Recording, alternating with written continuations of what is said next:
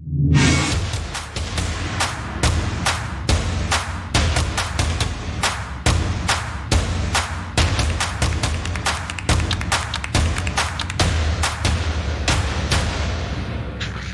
everyone, and welcome back to another episode here at the Damage Report. Not just any episode, though. Big news Wednesdays.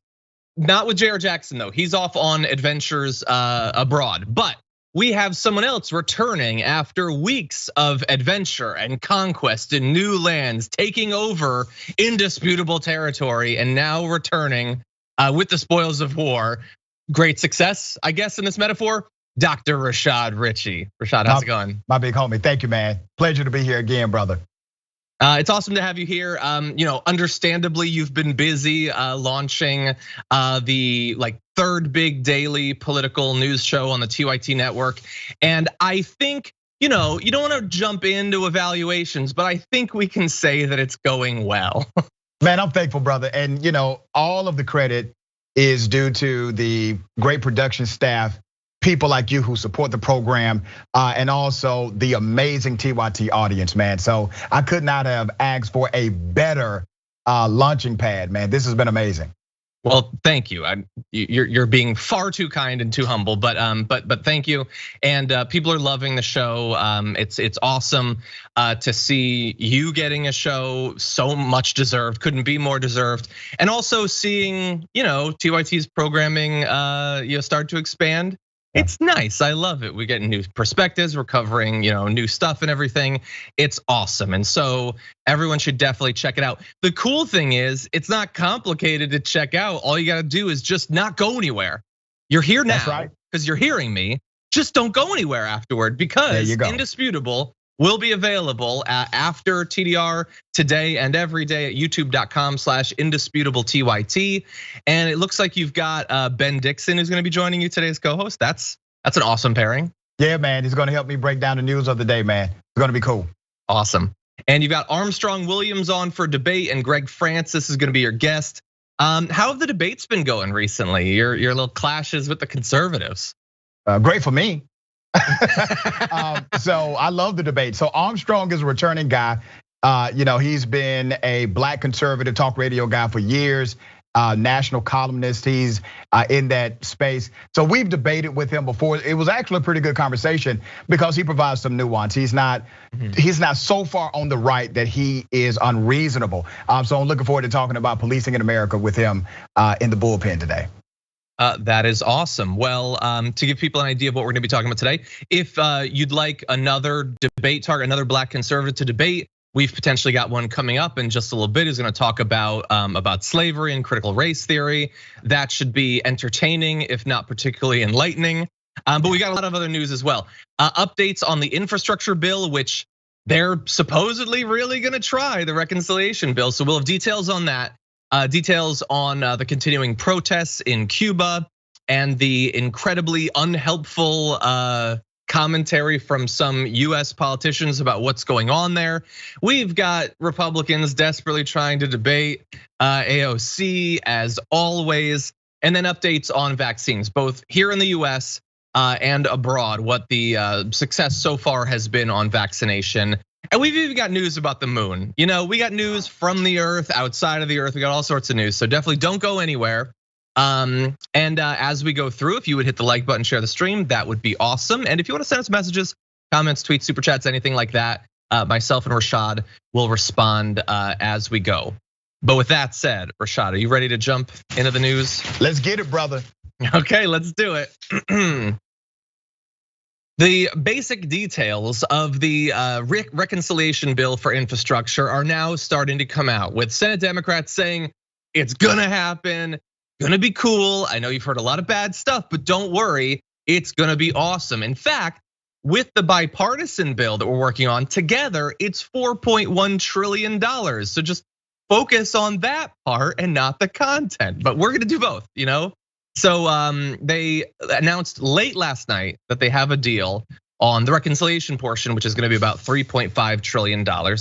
And Chuck Schumer says it is going to include all of the stuff that Biden had been pushing for, the so-called human infrastructure. So that's the president's families, climate, and housing programs. So We don't know a lot of the specifics yet, but I will give you what specifics we have. So Chuck Schumer said that the plan will include a robust expansion of Medicare, including money for dental, vision, and hearing, which is something that Bernie Sanders has been pushing for some time.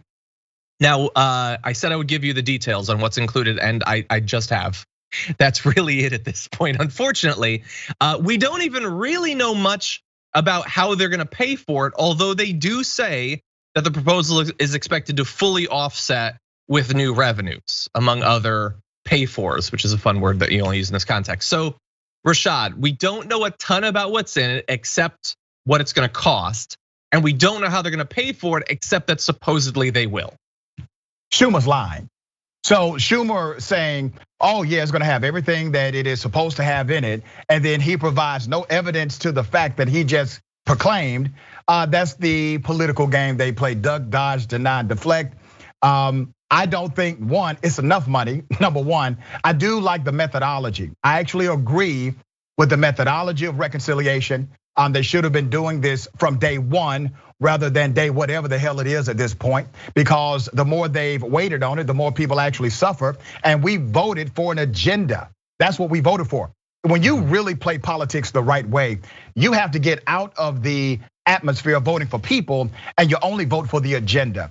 And that way you can dismiss the personality of the individual in order to get the vote that you need. That's the game that Republicans started playing years ago. That's why they could stomach the personality of a Donald Trump, because they believed he would deliver a particular agenda for their political class.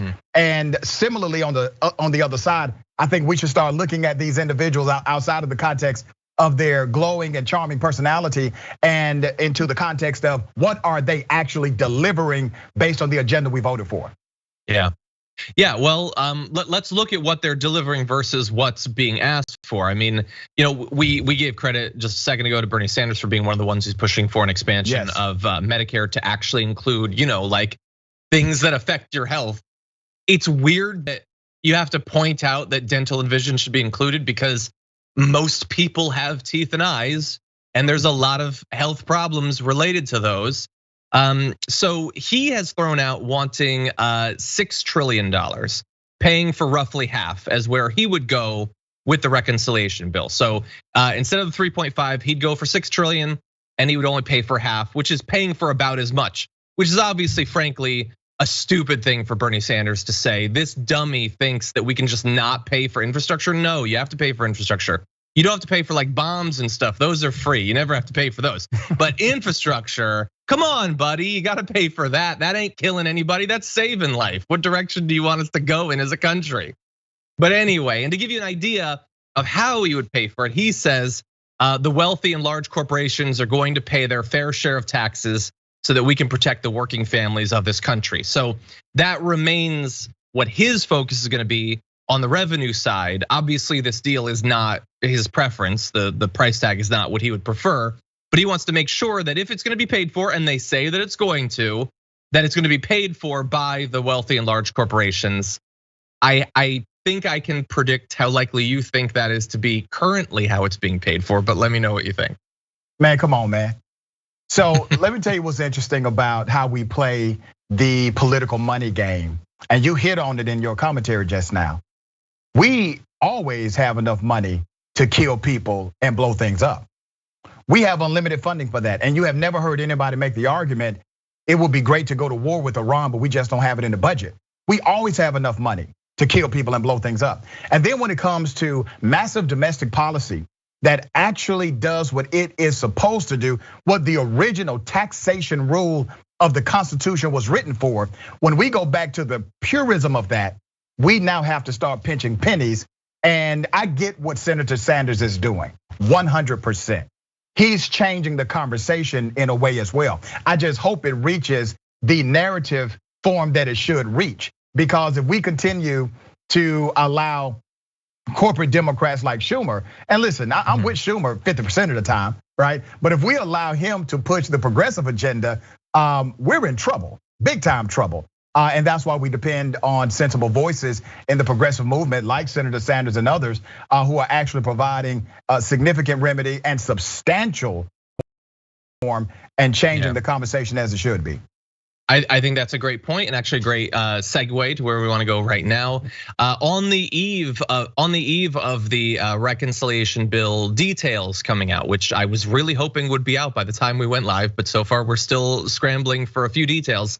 One of those who might be in a position to block the bipartisan bill, if this reconciliation bill doesn't have what it needs to, is Representative Alexandria Ocasio-Cortez, who was interviewed on Democracy Now! About this strategy, about the dual path strategy, and this is what the Congresswoman had to say.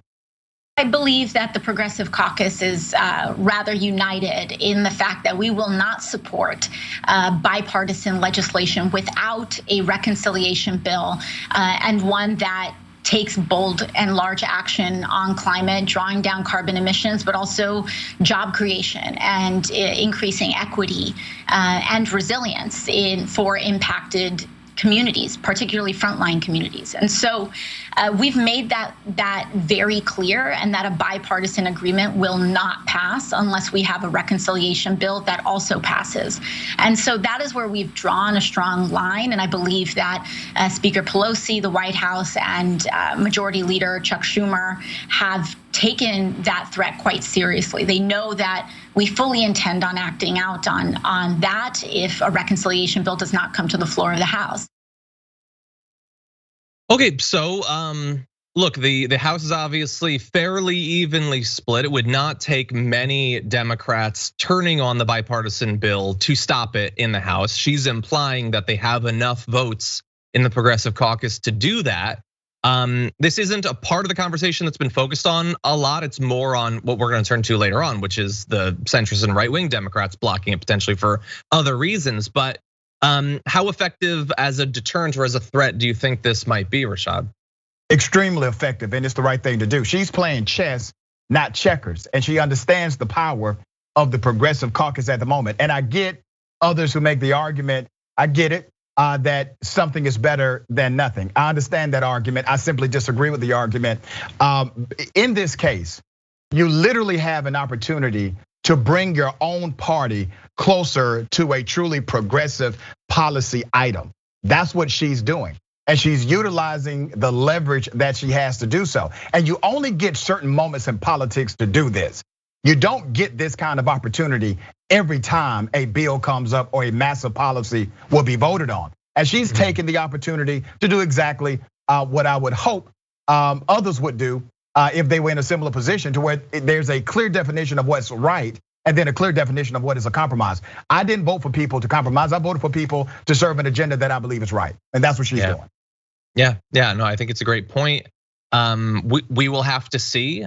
We still don't know quite a bit about what's in the bipartisan bill, let alone, as we've been saying, we don't know what the reconciliation bill. We're being told by Schumer it's got everything. You'll love it. You'll love the climate stuff. We'll have to find out. Will it be satisfying to your average congressperson? Will it be satisfying to those stressing the need to combat climate change, like Representative Ocasio-Cortez? Remains to be seen. I sort of doubt it, but we're gonna find out. That said, that's not the only aspect of this we need to focus on.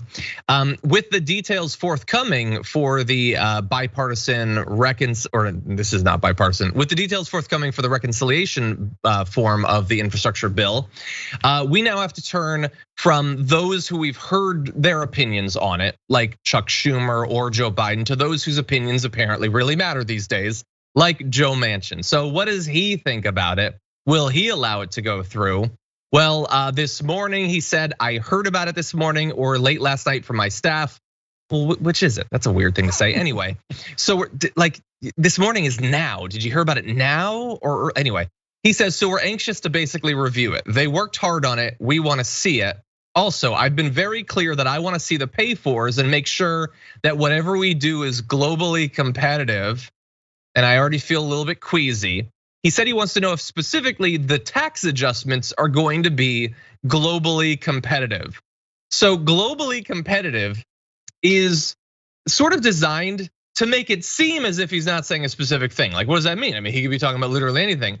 I feel though, Rashad, that only means, are you raising corporate taxes? Because that's the only time they ever talk about global competition is our tax rate comparable to other states? So we're gonna have more from him in just a minute, but it already sounds like he's saying you're not raising the corporate tax rate to pay for this. The man is already bought and paid for. Okay, that has been proven. AOC spoke about that, and then we got the records that shows exactly where his loyalty lies. So anytime he says things like this, to me, it's a wink and a nod to the corporations that have purchased him fully and wholly. Any bill that includes Joe Manchin is already a bipartisan bill. Just understand that he's a Republican in de facto, and he's a Democrat in name only. Yeah, 100%. And again, I would like to throw out there, as some have been trying to do, what makes a bill bipartisan, and that's assuming that you value bipartisanship as a general principle. Do conservatives or Democrats and Republicans out there in the country support it? But that's never what they actually mean by it. Like, a bill could have 70% Republican voter support. That doesn't make it bipartisan if all the representatives are being dicks. So that's a weird way that we operate as a country. But anyway, he goes on to say, I'm open to looking at everything they provide, okay? They're going to have to provide all the information that's going to be needed. They worked hard, they should have a proposal. Okay, that's all basically nonsense. Sure, you'll look at it. The American people, and this is where it gets even darker. We have a debt of 28.5 trillion right now. We have indications of inflation spiking. What's going to happen the generation coming after us if we don't have some kind of controls or some basically brakes on different things? So I'm looking at everything in a holistic way. Well, holistically, he's a brake on different things. That's all he is. He's there to stop the Democrats from getting anything done. But what does he support potentially? Well, asked if he supports expanding Medicare to cover vision, hearing, and dental care, he responded, dental is a very important part of a person's health. So even in that, I guess your eyes and your ears can go kick rocks. He cares about your teeth, maybe, but that's about it out of those three. And he proposed lifting the cap on income subject to Social Security taxes, but asked if he supports a wealth surcharge tax, he says, I'm going to evaluate everything they put forward. Sort of implying that some sort of wealth tax might be a possibility. Look, I'd love to be surprised. I don't really believe that's a thing that he's coming to the table with an open mind on. Yeah, his code is quite simple to decode.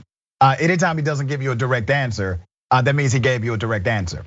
His direct answer is, no, I'm not going to support that, right? Here's the issue with money and politics, and the reason why we have these challenges that other nations do not have. We allowed for unlimited money inside of our political arena. Well, what does that mean? That means that you're no longer making decisions based on a policy platform, you're making decisions based on a profit platform. And not only is he setting himself up to have a windfall of money so that he can fight challengers, but he's also setting himself up for a great retirement plan. There's no telling what this guy would do after he leaves the US Senate, but he definitely has a cushy landing spot with a lot of these same corporations that support him now. 100%. Yeah, no, he likes the money that he's getting in donations now, but that's not even personal money for him. That can influence him a little bit. The money he's gonna get someday, and has in the past, because he's already served on boards and things like that. Okay, apparently I said a word I can't say. Really, man, they don't let you say anything these days. Anyway, one word. I can't say it. That's the problem. No, he tried to get me in trouble right there. The doctor tried. We would have both got in trouble. I would have repeated it after you, brother. Don't worry. True. We would have both got it. Really? It is 2021. I don't even know what word it is. So obviously, I would have said it too, because I don't know what you're talking about. Yeah. Well, let's see if chat can figure it out what word it was. Anyway, yeah, thank you. No, I know what word it is. Anyway, okay. Well, we're gonna see if more news about what's in the bill is actually gonna come out. Insomnia Noir got it, and we'll have that for you if it comes. But we do have to take our first break, so stick with us after this. Update on the Cuba protests. The Miami mayor is basically the worst, and Lauren Boebert is desperate for a debate with AOC. We'll break down whether that would be a good strategy after this.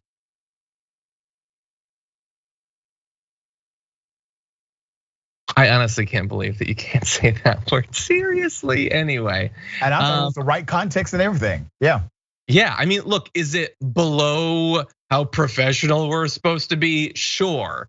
But it's the pandemic. We're not back to wearing ties yet. Let me say my word. Anyway, Okay, in the looks like YouTube chat, we have Henry saying, we know what the dual path strategy is. It's how the goopers get the fossil fuel infrastructure they want and everything else will be blocked. No, I mean, I don't necessarily agree. Like, I think there's potentially a lot of problems with it, but they could do that theoretically with just the bipartisan form. They could get some more subsidies for those sorts of things. But thank you for the comment regardless. Franklin said in a super chat, I could back Cuban airstrikes if the warheads were breads, foods, and vaxes and the likes. And AOC should never stoop so low as to give Boebert a go. Nina Turner will get my bucks to combat the fascist ducks. That is fitting in a whole show worth of takes in one super chat there. Tex Stan said, Dr. Richey is a machine today. RR is often used for very fast motorcycles to denote a racing machine. The doc has the right initials. That is true. RR is basically racing class stuff. So you're doing a long haul race today. Yeah, man. Yeah, it's gonna be loopy near the end of that show. So you're definitely not gonna wanna miss it. God knows what he might say. Let's see, Wayne says, TDR is such a great lead into Indisputable. Dr. Richey, I hope this is not a line, but a suggestion for your show. Change the name from the bullpen to the woodshed. It might be more accurate to what you do. Damn. Jesus, I mean, that's awesome. Exactly, man. We really do, and it's tough. Wow. Okay, let's see. We still have 2 minutes. Non-human humanist says 3.5 trillion good. It would be like 5 years of 2020 US military budget. Did anyone know that 39% of all military spending in the world is done by US? Yes, I mean, I didn't necessarily know the exact percentage, but I know generally what they say is it's more than the next 10 of our adversaries combined. And we never have to, like, I'm inclined to say I wish we could have national conversations, but I also know what America is like, so it would be terrible. But like, we've never sat down as a country and said, what percentage of all world defense spending should we be spending? Does it need to be 39%? Could it be 30%? Could it be 20% of all of the defense in the world for one country that has no clear military adversaries? But we don't have those conversations, so they can just keep raising it, and it has nothing to do with our health. They let 600,000 people die of a virus last year. You think this is about protecting your health and well-being? No, but the companies that make the weapons, they're doing quite well off of this strategy. And think about all that damn money we spend, and we still can't figure out what the hell is flying in the sky. Yeah, we have no idea. What are those UFOs? We should be able to buy those UFOs. By the way, in the YouTube chat, I see people talking about the audio sync. Like, they know and they are working on it. I can't fix it myself, and I'm sure they're doing everything they can to, and hopefully we'll get it fixed as fast as they can. If you want to temporarily jump over to Twitch, it seems like the audio sync is fine there, and then maybe you could go back to YouTube once they fixed it. So apologies. I want the show to be as smooth as possible, and right now it is. So they're working on it. Anyway, thank you, BC Trumpet, for subscribing for 4 months. Much appreciated. Okay, we're back with more news, and I am going to cut it with the potty mouth before this show gets pulled, okay? Rashad, you ready for some more news? Let's get it. Okay, we got a little bit of international news to jump into. The aftermath of the Cuba freedom protests that we talked about earlier have been incredibly rough, both in terms of some life lost as well as people who've been disappeared, which is very much not the reaction you want to see when the fundamental grievance against the government is that they are not allowing people their freedom. So let's give you a few details on this. One person has apparently died during these demonstrations. You have clashes between protesters and police, which have resulted not just in the death, but also an unspecified number of people arrested, some injured, including some officers. The statement from the government says that demonstrators have vandalized houses, setting fires and damaging power lines. It also alleged they attacked police and civilians with knives, stones, and other objects. Again, that information is coming from the government, so it is possible that some elements of it are true. I certainly wouldn't just take their word on it, though.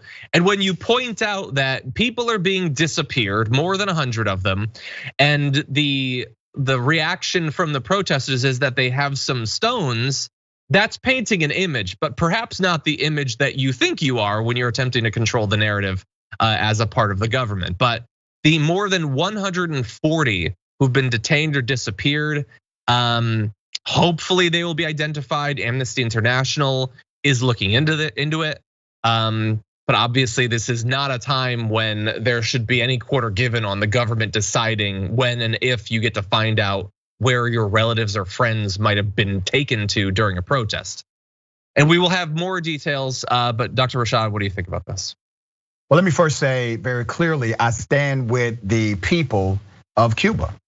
And I know many conservatives, they have taken this opportunity to make political points rather than humanistic points. And the political point that they have been trying to land is the formation of government in Cuba and blaming the kind of government Cuba has as to the woes and the social ills of the Cuban people. Now, let's be very clear. We live in America in a very hyper political reality. So a lot of things are interpreted through this hyper political lens. The reason why Cuba is going through what they're going through is because of direct mismanagement of resources, a lack of resources, mishandling of COVID, and you have systemic governmental corruption. Policing is out of control as well there. So you have all of these elements happening at the same time. The people are tired of it and they're speaking out. This has nothing to do with the formation of government. You have mismanagement happening in governments all across the globe. It's not just because of the kind of government they have. These are individual bad actors, and they would be individual bad actors regardless of what kind of government was in place. And I think all of us should take an opportunity to look at this from an individual or human perspective rather than a political perspective. And that is the sad narrative that's happening in conservative circles right now. Yeah, and my fear is that sort of what you're pointing out, the attempt to make it exclusively about this one thing is going to lead to probably a disproportionate amount of coverage of what's going on there from right wingers who want to use it to demonstrate that fake point. And then from other forms of media, I mean, what are you gonna get? Maybe a little bit of initial coverage because there's awesome protest footage or whatever, but then what comes after that? I mean, is CNN or MSNBC going to like engage in a prolonged effort to get Biden to normalize relations with Cuba? Maybe. If they do, I wouldn't know because I don't watch them, but I'm just presuming to say that I don't think that that's what's happening. Maybe Chris Hayes is saying something that is possible, but yeah, this is about bad actors and it's also about fake actors. So Dr. Rashad, you said you stand with the Cuban people, and you mean it. You want them to be free, to be healthy, to be vaccinated. Biden said much the same thing, that he stands with them, and he's pretty much just standing though. And the thing is, he's a president. He can do more than stand. He could normalize relationships. He could take down the more than 200 sort of new regulations and basically walls between our two countries that were set up by Donald Trump. And that was bad when Trump did it, but it becomes more than just a Trump thing if Biden keeps them. That's right. So if the issues that the people in Cuba are talking about are, look, there's plenty that's specific to members of their government and members of their police, that's true. But if there's high prices and if there's food shortages and if there's shortages of vaccines and other medicines, kind of feel like a blockade might be related to that. And so you're standing with the Cuban people is great. I love to see people stand. But you're the president. You could do way more. We can expect way more. And hopefully that's being reflected in media coverage of this. Yeah, and think about the mess we really made, man. President Obama, even though I disagree with him on some of his international policy, President Obama had the right idea. He said, listen, the embargo doesn't work. We actually put it in place so that we could get a conclusion out of Cuba, and it never happened. So it didn't work, it's not going to work. We need to revisit that policy. He does so, he makes some changes. Trump gets in, he unravels all of that and makes it even worse. He created, under his administration, significant destabilizing factors through policy and our international relationship with Cuba. And now you're seeing the result of that, but you're right, John. At some point, this is Biden's problem and no longer Trump's problem. And that point is now. Exactly, yeah, that is true. And also, if this stuff bothered you under Trump, presumably it can still bother you. That'd be great. A little bit of ideological consistency. We're always fans of that. Anyway, let's move on to another aspect of this. As the situation in Cuba continues, we've been looking to see what US politicians are going to say about this. We're obviously worried about what form their both statements as well as interventions could come in. I talked about this morning about the fact that the head of the DHS has said that any Cuban refugees trying to make it into the US will be turned away. So that standing with the Cuban people doesn't extend as far as the DHS at least. But now we're getting statements from other politicians, including the mayor of Miami, Francis Suarez, who was brought onto Fox News and had this to say about the situation. President Clinton in Kosovo intervening in a humanitarian issue with airstrikes. So there have been many opportunities in the history. Are you suggesting airstrikes in Cuba? What I'm suggesting is that option is one that has to be explored and cannot be just simply discarded as an option that is not on the table. And there's a variety of ways the military can do it, but that's something that needs to be discussed and needs to be looked at as a potential option, in addition to a variety of other options that can be discussed. Yeah. What? But how did we get from there's protests to, well, we might have to do some airstrikes? I mean, hey, look, I want to be fair. There's a variety of forms that our airstrikes could come in. I don't think that there are. I think that there's the airstrike variety. Exactly how would that help in any way right now? What would be the military objective? What would be the humanitarian objective of airstrikes against Cuba because of protests happening? You could put a whole bunch of potential responses on a dartboard and hit something more productive at random than the mayor of a major US city near to Cuba saying we need to be considering killing more Cubans. Rashad, what do you think? Yeah, he's disgraceful. Think about the irony of that. You're saying in order to stabilize Cuba, you must create more instability through blowing it up. That's how you're going to stabilize Cuba. Cuba has a resource issue, and yes, they have a mismanagement issue. But you can't solve that by killing folks or dropping bombs. It doesn't even fit the solution matrix that's on the table for a domestic crisis like Cuba is having. So I'm not sure exactly what his motive really is, but damn, that's so in left field that even John Bolton wouldn't think of something like that. And he hasn't met a brown country he doesn't want to bomb. Yeah, and even the Fox host was like, wait, are you suggesting airstrike? Like Fox was taken aback by your warmongering. And look, I guess to some extent, to be fair, he says as well as other responses, but you'll note he doesn't come up with any specific ones. The only specific response he can think of is airstrikes. Yeah. And then, I don't know, maybe there's something else. I'll put my best people on it, they'll come up with something. He said that for TV, John. He said that, yeah. He said, oh yeah, maybe other things because he was on television. That's the only reason why he put that additional caveat on there. Yeah, it is so sick. Like it is so easy to conceive of ways that you could help these people that would be far easier, far cheaper, far less likely to kill a bunch of people. And this is what they come up with, which look, they want a military option. He implied there's other forms that it could come in. So I want to be helpful. So what I think we should do is we can get the mayor of Miami. We can get some of these warmongering conservatives who want to see bloodshed in Cuba, and we take a bunch of them and we drop them off in a bay, like a bay of pigs, let's say, and we get like 24 of them, and they can try to help out. It probably won't go very well, but this is what they want, okay? No, it's absolute madness. Like I can't imagine that being what you think your addition to the discourse should be. Not enough people are talking about killing people in Cuba. Let me go on Fox News to make the case. Anyway, okay. Sorry, I'm seeing a note behind the scenes, but I think we're okay for right now. So why don't we move on to our next story, Sophie? Okay, we'll deal with the other thing after that. Okay, I believe actually we're gonna go straight into this video. Recently, in a Twitter exchange, Socialist Congresswoman Ocasio-Cortez says that Republicans like me are dismantling America's safety nets. No, honey, the only one who's threatening to dismantle America's safety net is you with your $93 trillion Green New Deal. There are people who actually need this, and because of the inflation you're going to cause, they won't be able to have that. Our country is not great because of our welfare system. It's not great because of stimulus checks or government handouts. It is our freedom that makes America the greatest country in the world.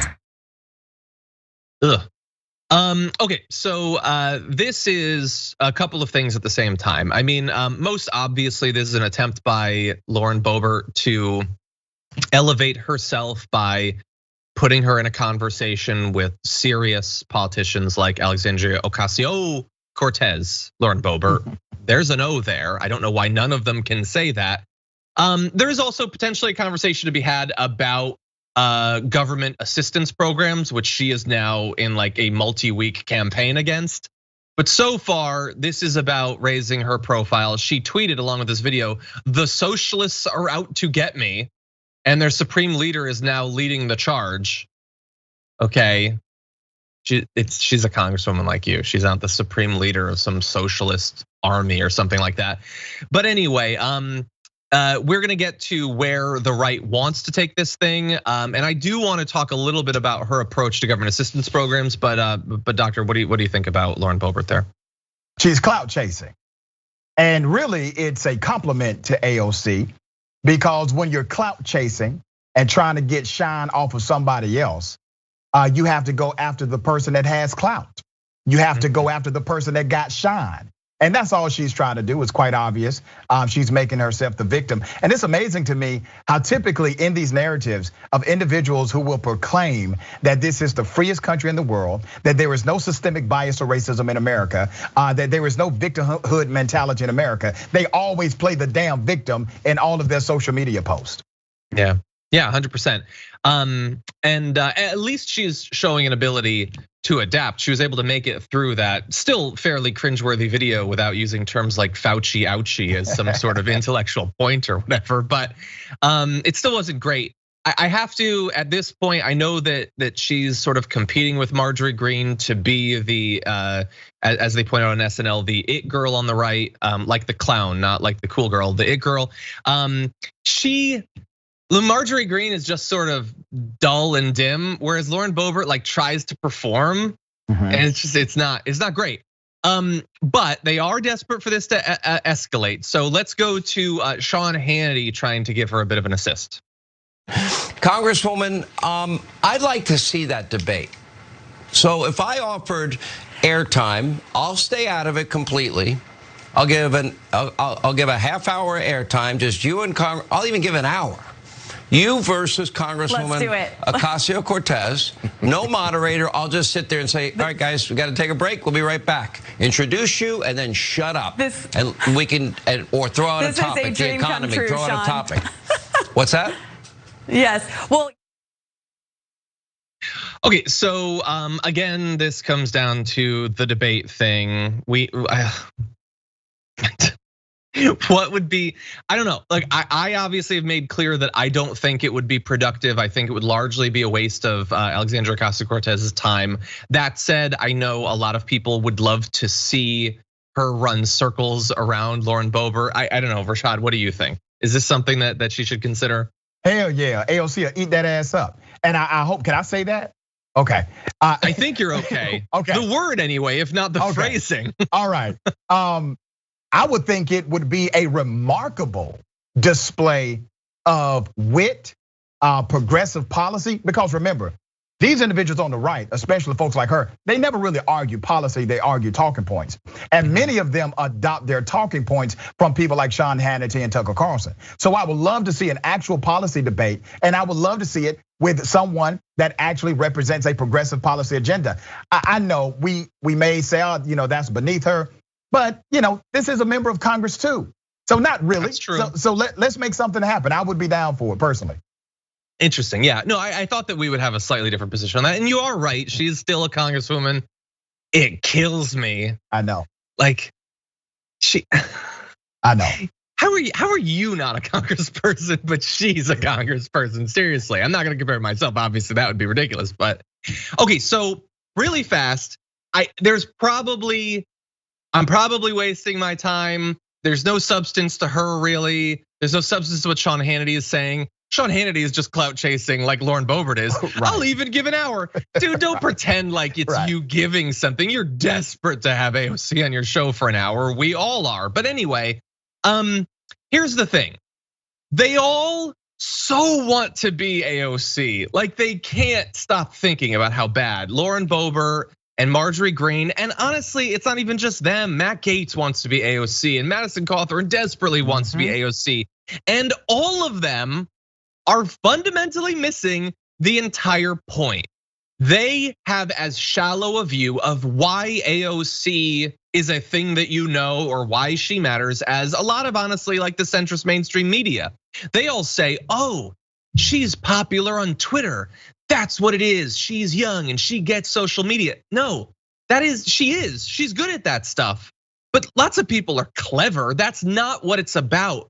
AOC has ideas. Right. AOC accurately diagnoses issues and communicates them expertly. Yes. Comes up with actual plans and pushes for them. All of that is absent from all of these wannabe AOCs, the pretenders. It's also absent from a lot of the mainstream media's evaluation of why people like AOC, and we use AOC as like shorthand, but it's also obviously Ilhan Omar, Rashida Tlaib, and a number of other people that they've been targeting. Right. Why won't Marjorie Greene or Lauren Boebert come up with a policy, something? They say that they represent conservatives who've been left behind, ignored by the coastal elites. Well, then don't stop ignoring them. Come up with something. They have problems. Did you see the opioid overdose numbers that just came out in the last day?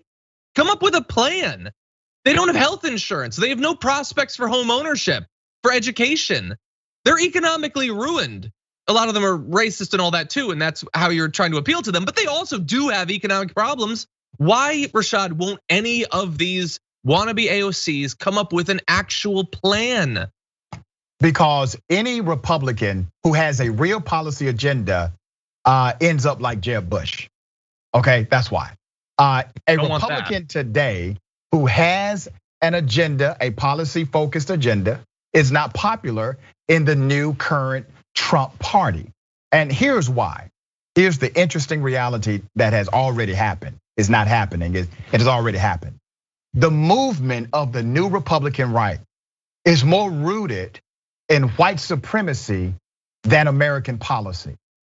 And when you're rooted in white supremacy as your foundational movement, then everything you say must be either a direct sentiment or coded language to uplift that white supremacist agenda.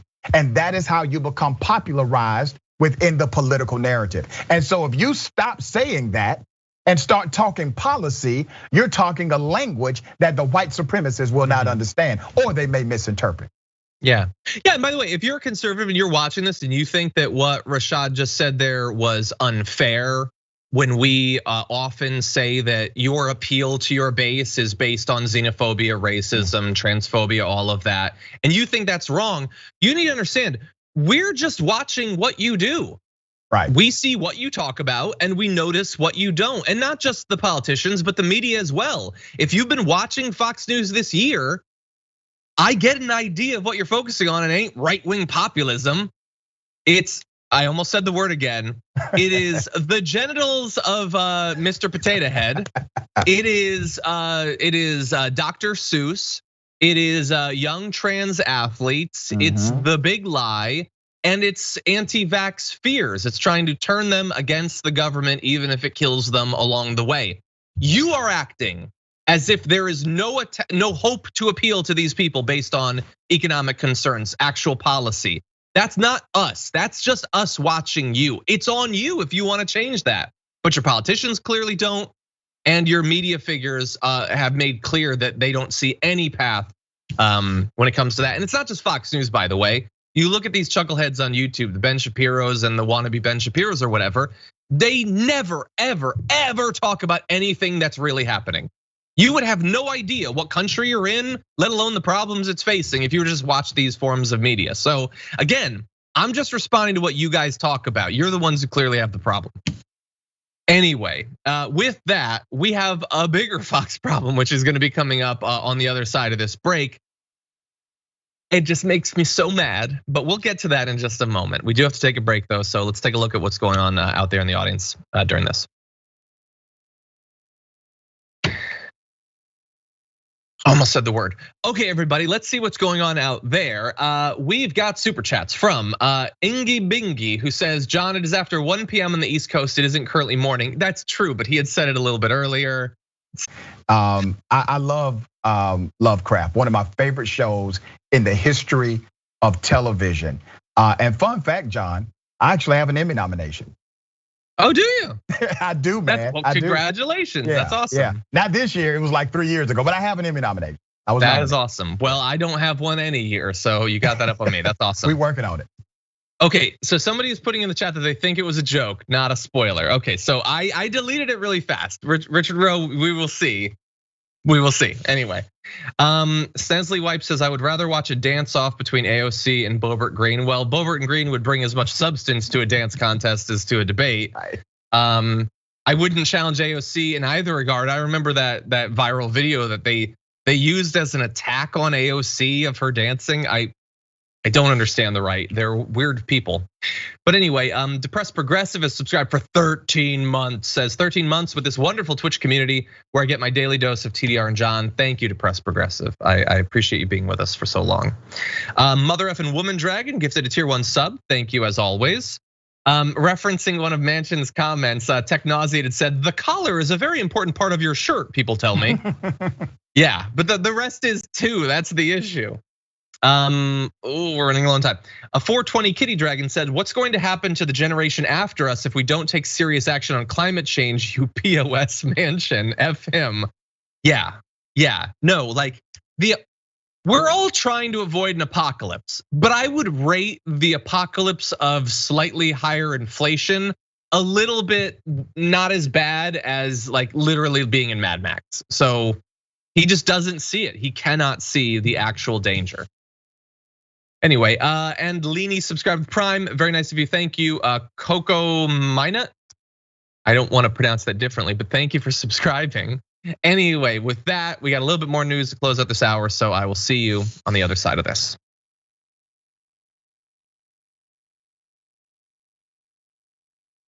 Okay, I'm gonna need everybody to hold on your butts. This next one is gonna be something.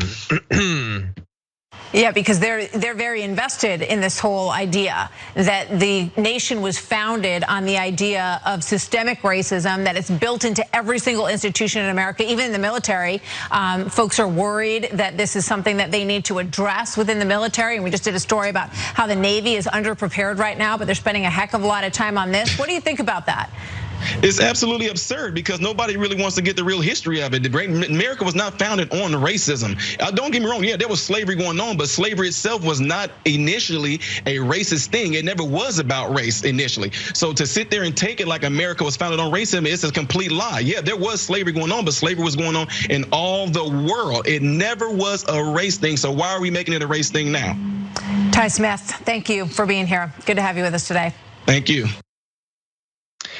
Okay, so that is Ty Smith, who is a conservative YouTuber, apparently the brother of Candace Owens. I hadn't known that. Who is presented on Fox as Illinois father. So I believe he went viral in a video where he went to a town hall meeting to talk about critical race theory, and he has been presented as just a concerned parent when he is very much a clout chasing, grifting conservative YouTuber. But they always pretend that they can't get actual genuine parents. So they just take people from media and think tanks and present them as regular people. But Rashad, he made some fairly strong, confident historical statements there about the nature of slavery. I have a problem with it. What do you think? I think he needs to sign up and become a student in my classroom. So let's first talk about the formation of the country, which is different from American slavery. 1776, foundation of the country. 1787, you have your constitutional ratification. You already had slavery in America.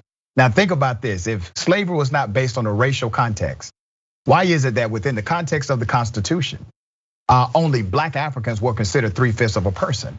Those who were enslaved were only from the African continent. They did not enslave white women. They did not enslave white men.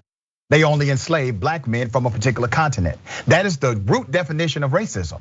Racism is discrimination and an antithetical approach to those of a particular demographic only.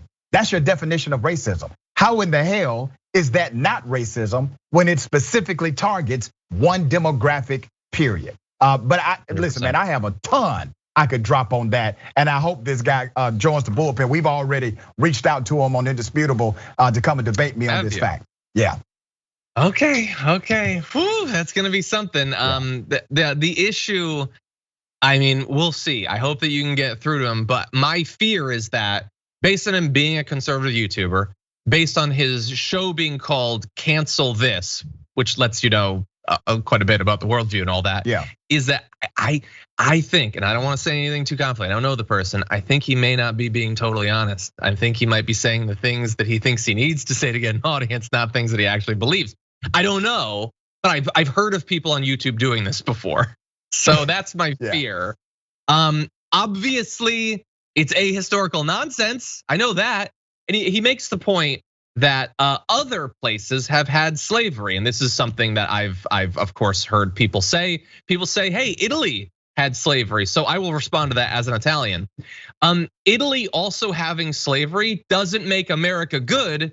It makes Italy bad, actually. That's how that works. Right. They're both bad for their slavery. Now, they're not the same in some ways. I would say that there are certainly forms where American slavery was far more insidious in the systemic breaking up of families, mass genocidal rape and violence and all that.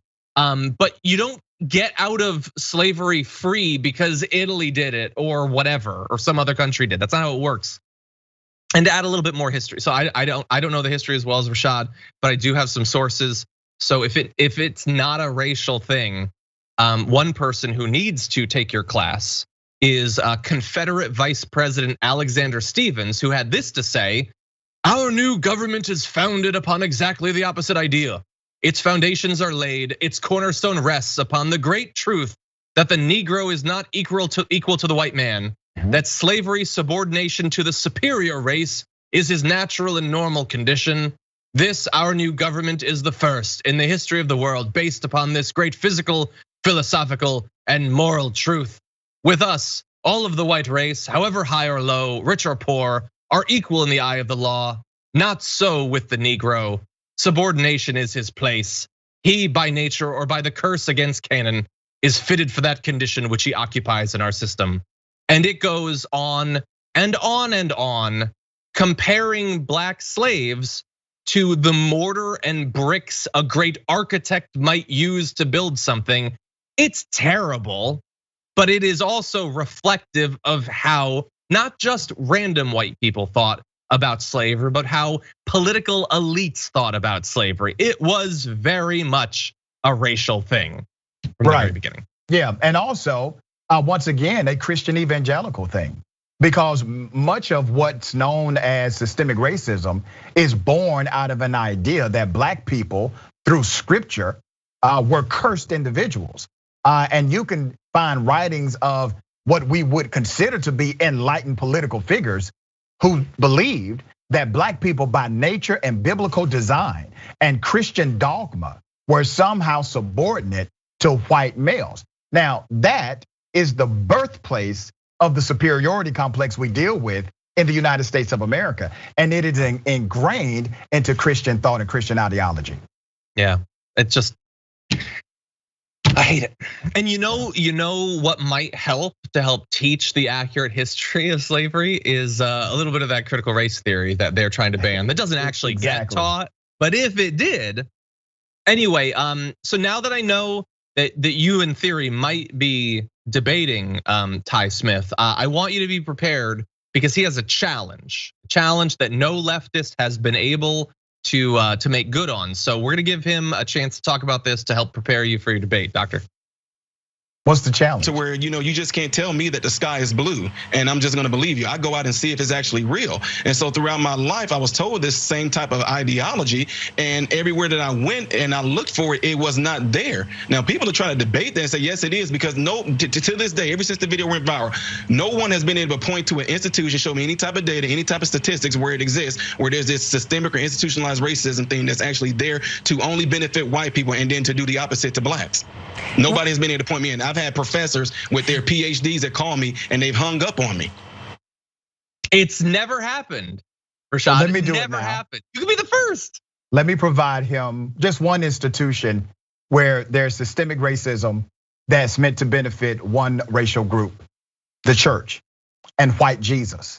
Yeah. How do you get to a white blue-eyed Jesus out of Africa in Egypt? How do you do that? How do you describe the Messiah of a whole religion adversarial to what the Bible says he looked like in the book of Revelations? So if you want to look to one particular institution that has supported white supremacy before even the foundations of the United States of America, look no further than the white Jesus inside of your church. Yeah, that is a great opening shot. I am assuming you can provide even more examples. Hopefully that'll be coming up on a future episode of Indisputable. So we'll be looking forward to that. And you can watch Indisputable right after this program, youtube.com/indisputable_TYT. But for now, we are out of time for our first hour. So to our linear audience, thank you so much for watching. Apologies for the naughty language. I'll try not to do that. We do have more coming for Twitch and YouTube though after this.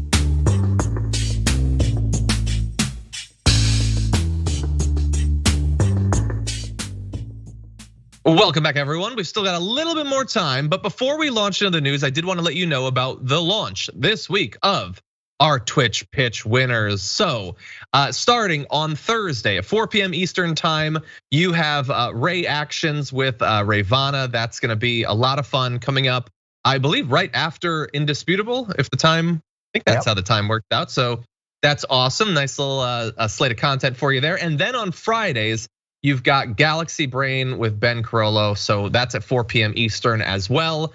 Rayvana and Ben are the two winners of the Twitch pitch recently, and they're jumping right into doing their streams. So very exciting. And you know what would be awesome? You show them some support. I mean, they're coming out of the community and they're gonna do some awesome shows. So definitely tune in, throw up some emojis, make them feel welcome. Can't wait to see how those shows go. Maybe we'll see them on the Damage Report. Maybe we'll see them on Indisputable. You never know. Show them some support. We'll see what happens.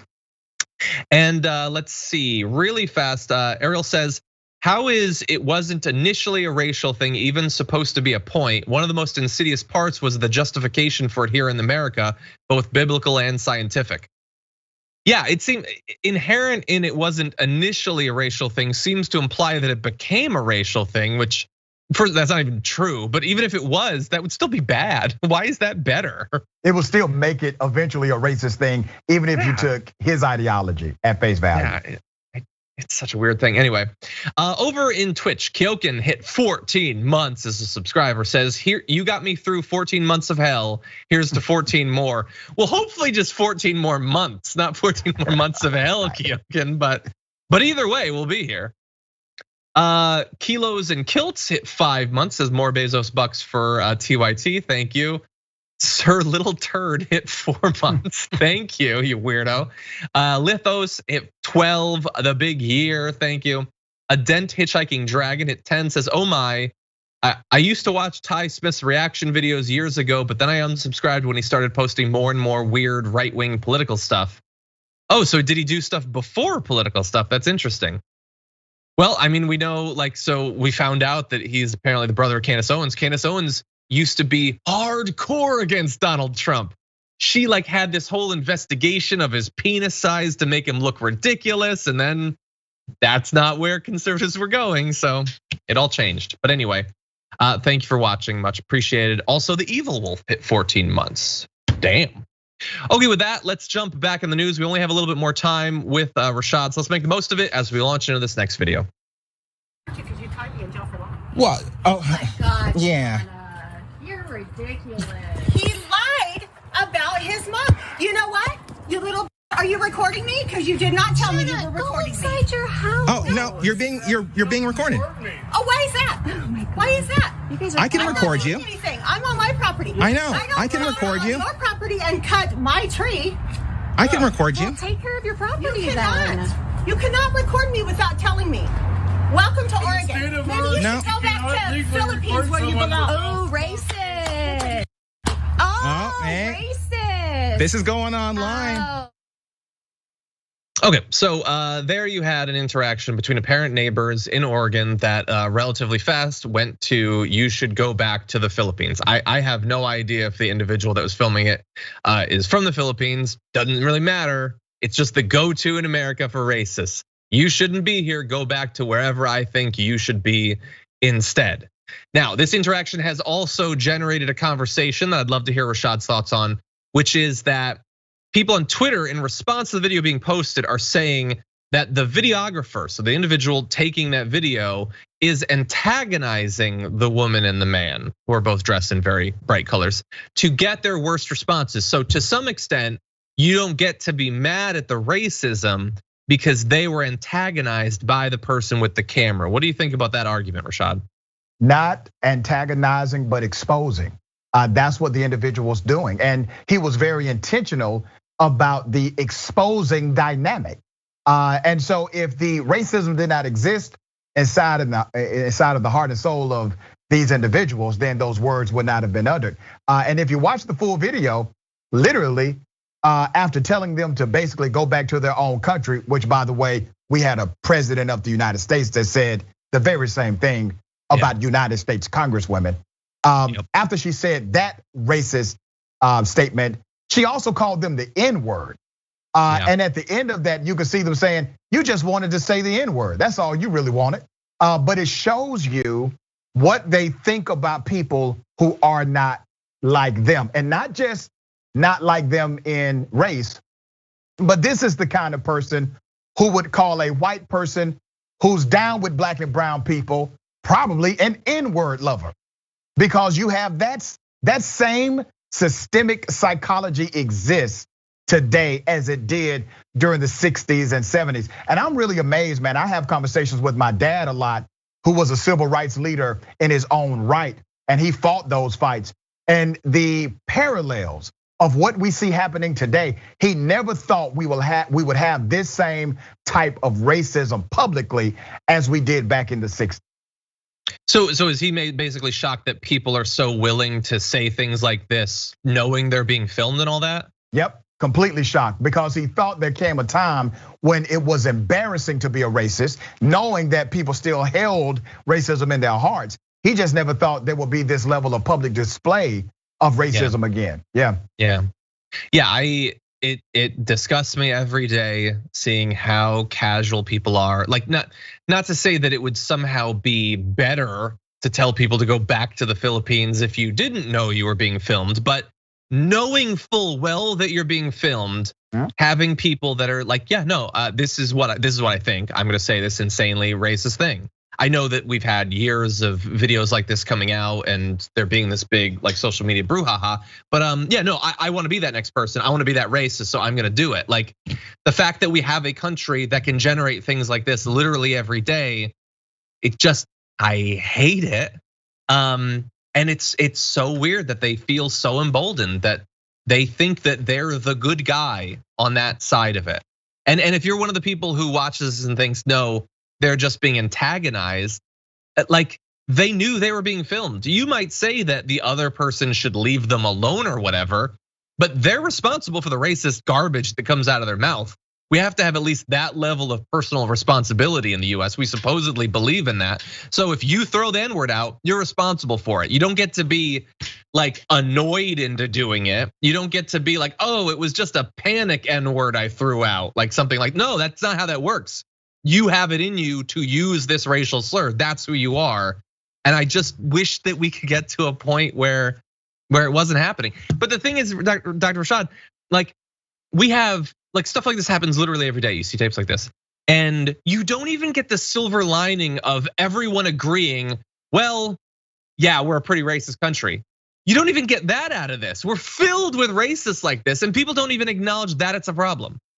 Yeah, the irony is staggering, because literally you will have thousands of these incidents every day. Some are recorded. And then you will have this section of society in America saying, oh, all of these happen in silos. No, it's part of the cultural expression.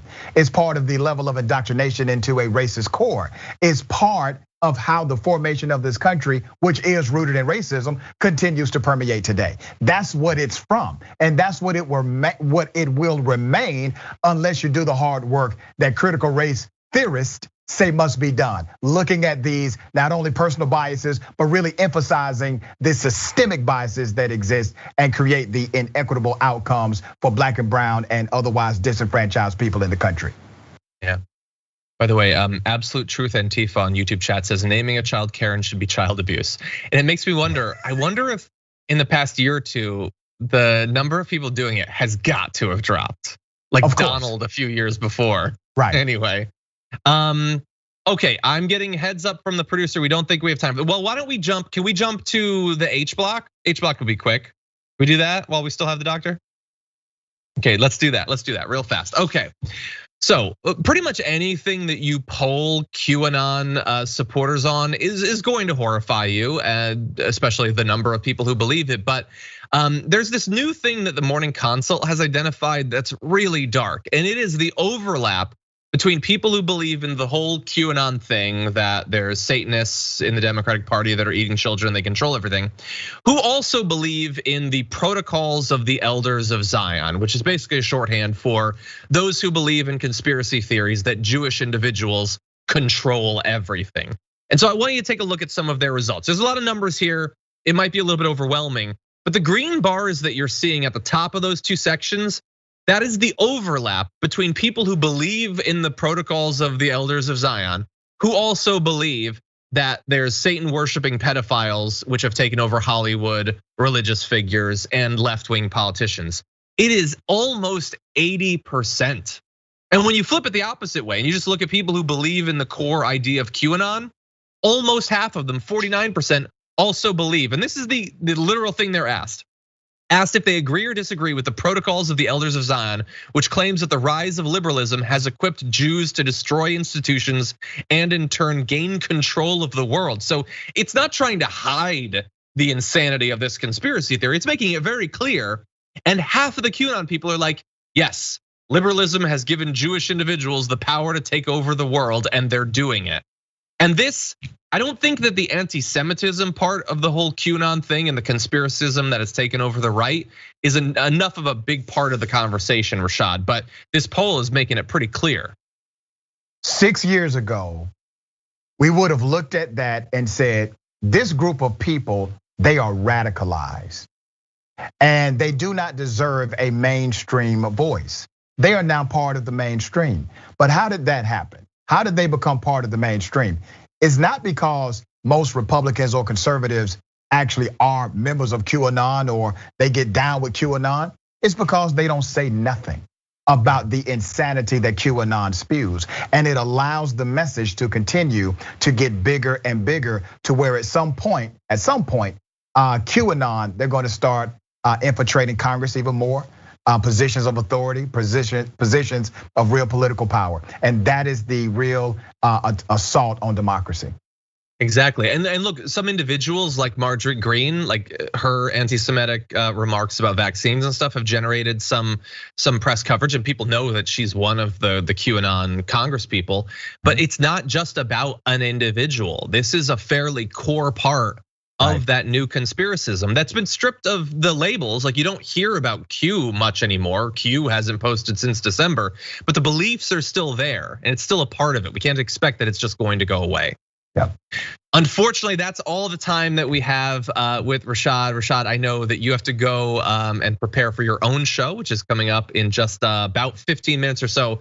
But as always, thank you for taking time out to join us. It's a pleasure, my friend. Talk to you soon. Thank you. Talk to you soon. And everybody, it will be coming up in just 15, Indisputable with Dr. Rashad Richey at youtube.com/indisputable TYT. Ben Dixon is gonna be on there as a co-host, so that's gonna be a lot of fun. You're definitely not gonna wanna miss that. That said, I think we have about 10 more minutes. So can we get back to that F block? Sorry for the chaos for those behind the scenes, but thank you for being here. The anti-vax furor that has taken over the right, in particular trying to make children a focal point of it, has resulted in a state changing its vaccination policy.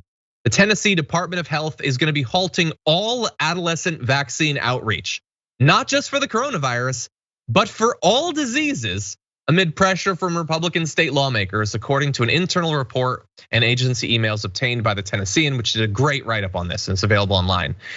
If the health department must issue any information about vaccines, that internal report says, staff are instructed to strip the agency logo off the document. So don't try to help these kids, whether it's about COVID or about literally anything. But if like you have to, just make sure that people don't know that it's us.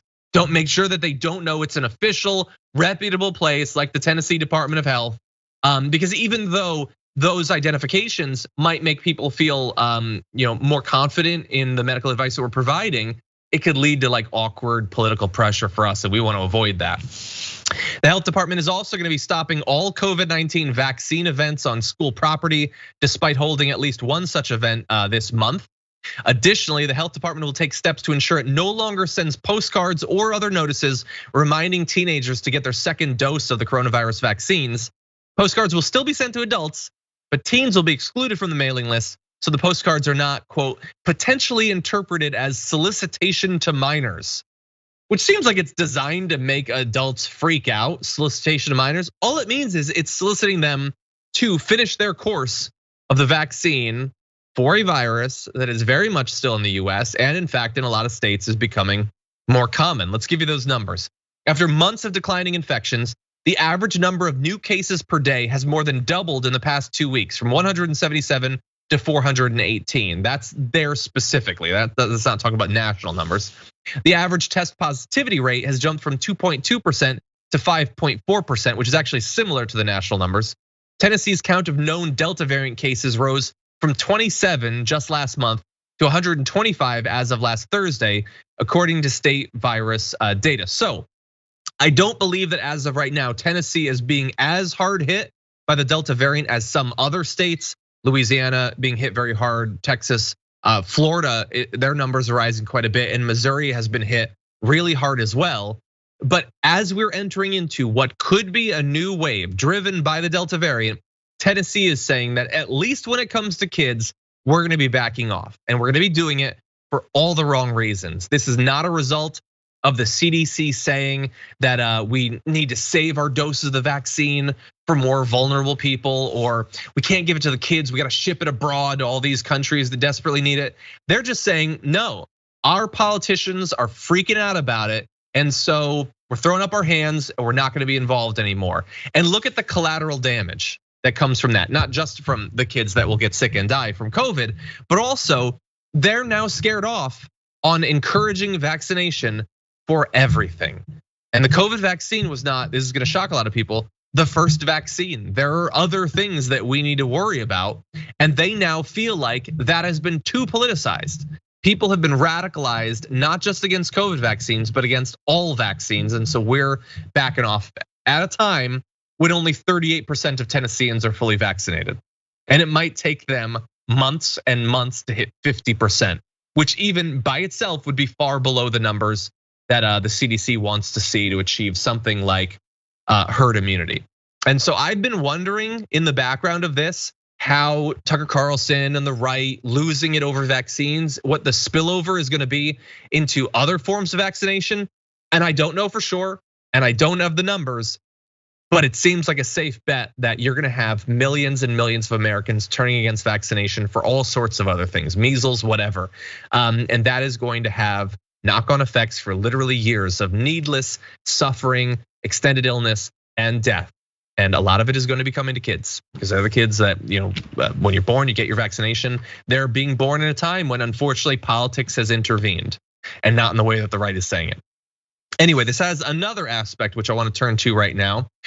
There's a doctor who is going to be losing their job apparently as a result of just trying to advocate for kids to get vaccinated, while you have the media and politicians spreading misinformation and encouraging kids and adults to see this through a partisan lens. This is Dr. Michelle Fiscus, who's caught up in a controversy after she passed along legal guidance to health providers saying teenagers do not need parents' consent to receive a COVID-19 vaccine shot, a position established by decades of state law. So we're gonna have a statement from the doctor in just a minute, but I wanna be very clear. The issue there, that the controversy is not that Dr. Fiscus provided unsound advice or legally questionable advice. It's just that the position, which is consistent with state law, is again inconvenient for them, and they would prefer that she not do it. So she says, specifically, it was my job to provide evidence-based education and vaccine access so that Tennesseans could protect themselves against COVID-19. I have now been terminated for doing exactly that. And imagine losing your job for doing something that's legally sound and is what is necessary to make sure that people protect their health in an environment which is encouraging them not to do that. Like the whole doctor thing is supposed to be first do no harm. So she goes out there and tries to protect people from harm and loses her job as a result of it. Hopefully we'll get some other position, but as of right now has lost it. So there's a lot of other details that in theory we could go into the legal history that's being cited here. It is apparently consistent with a 1987 Tennessee Supreme Court ruling and rulings by the General Counsel of Tennessee's Department of Health. But anyway, you can look up those details if you want. But what she is doing, she has effectively been canceled. Like she lost her job for saying something that is true and accurate. And I am expecting that you're not going to be turning on Fox News and finding a great uproar about someone being canceled for providing accurate advice right now. But this isn't okay, I will go to that, thank you. So a Republican state representative critical of this sort of pro-vaccination effort that we've been talking about here says, When you have advertisements like this with a young girl with a patch on her arm, all smiling, we all know how impressionable our young people are and wanting to fit in life. Just so stupid when you think about it. So this really ties together both stories. So they try to make it about the kids because they feel like they know that parents are very defensive about their kids, and they know that the anti-vax thing historically has really been centered around kids. So it's difficult to convince parents to die needlessly of a virus. But if you can get them worked up about their kids, then maybe you've got something. So that's the strategy that they're going with. It's also their strategy against the trans community recently too. But think about that. The idea that kids are like desperate to take medicine to fit in. I don't think that's the thing that kids are like freaking out about. I don't think that's the big trend. It's important medically for them, but I don't think that this representative knows what he's talking about. And as of right now, I know we're running out of time, unfortunately. So Fiscus, Dr. Michelle Fiscus has lost her position. Apparently, according to a review published by Kaiser Health News in the AP, found that at least 181 state and local public health leaders in 38 different states had resigned, retired, or been fired since just April 1st, 2020, when the pandemic was heating up. There has been a politicization of this entire thing. Thankfully, with Trump being replaced by Biden, nationally it might be a little bit more rare, but at the state level, when you have wackos like that Republican state representative we're talking about, you can expect to see even more of this. That said, unfortunately, we are pretty much out of time now. So we've been letting you know that Dr. Rashad Richey, who just joined us for a great episode, is going to be taking the reins of Indisputable coming up in just a few minutes. So go to youtube.com/indisputable_TYT, subscribe. The stream will be starting in just a few. And another early heads up that tomorrow and Friday, this is the launch of our 2 Twitch pitch winners. So on Thursday at 4 p.m. Eastern, right after Indisputable, you have Reactions with Ravana. And then on Friday, you have Galaxy Brain with Ben Carolla. So a lot of exciting content coming up on YouTube and on Twitch. So definitely stay tuned. I'll also be joining Anna Kasparian for the second hour of the Young Turks later on. But until then, stay safe out there, stay sane out there, and I'll see you soon.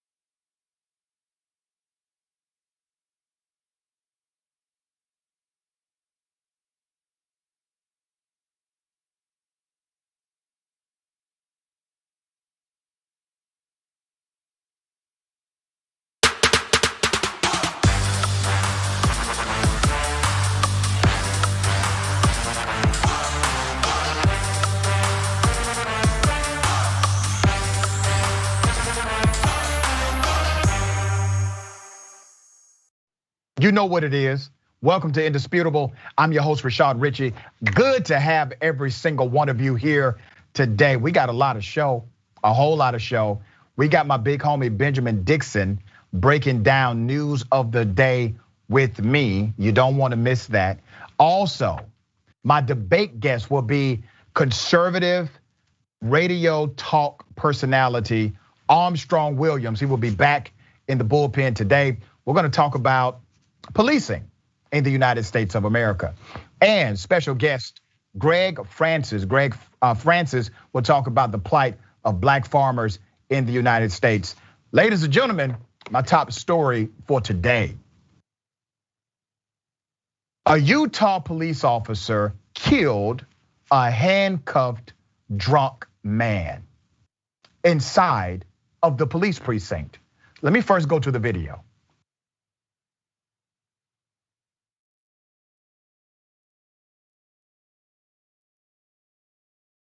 There's a gun in my shoe. Okay, sit down. There's a gun in my shoe. Okay, sit down. All right. I'll get the gun out. You sit down. I want to sit down. Okay, stay seated. Sit on my seat. Okay, good job. Thanks for sitting. Gun in my seat. Stay down. Okay, stay seated. All right. You don't want to fight with me. You definitely don't want to fight with this guy. Just sit your ass and stay. Okay? You're not letting me go. No, we're not letting you go. We told you it'll still be a few minutes before you can go anywhere. For what? Before we go to jail.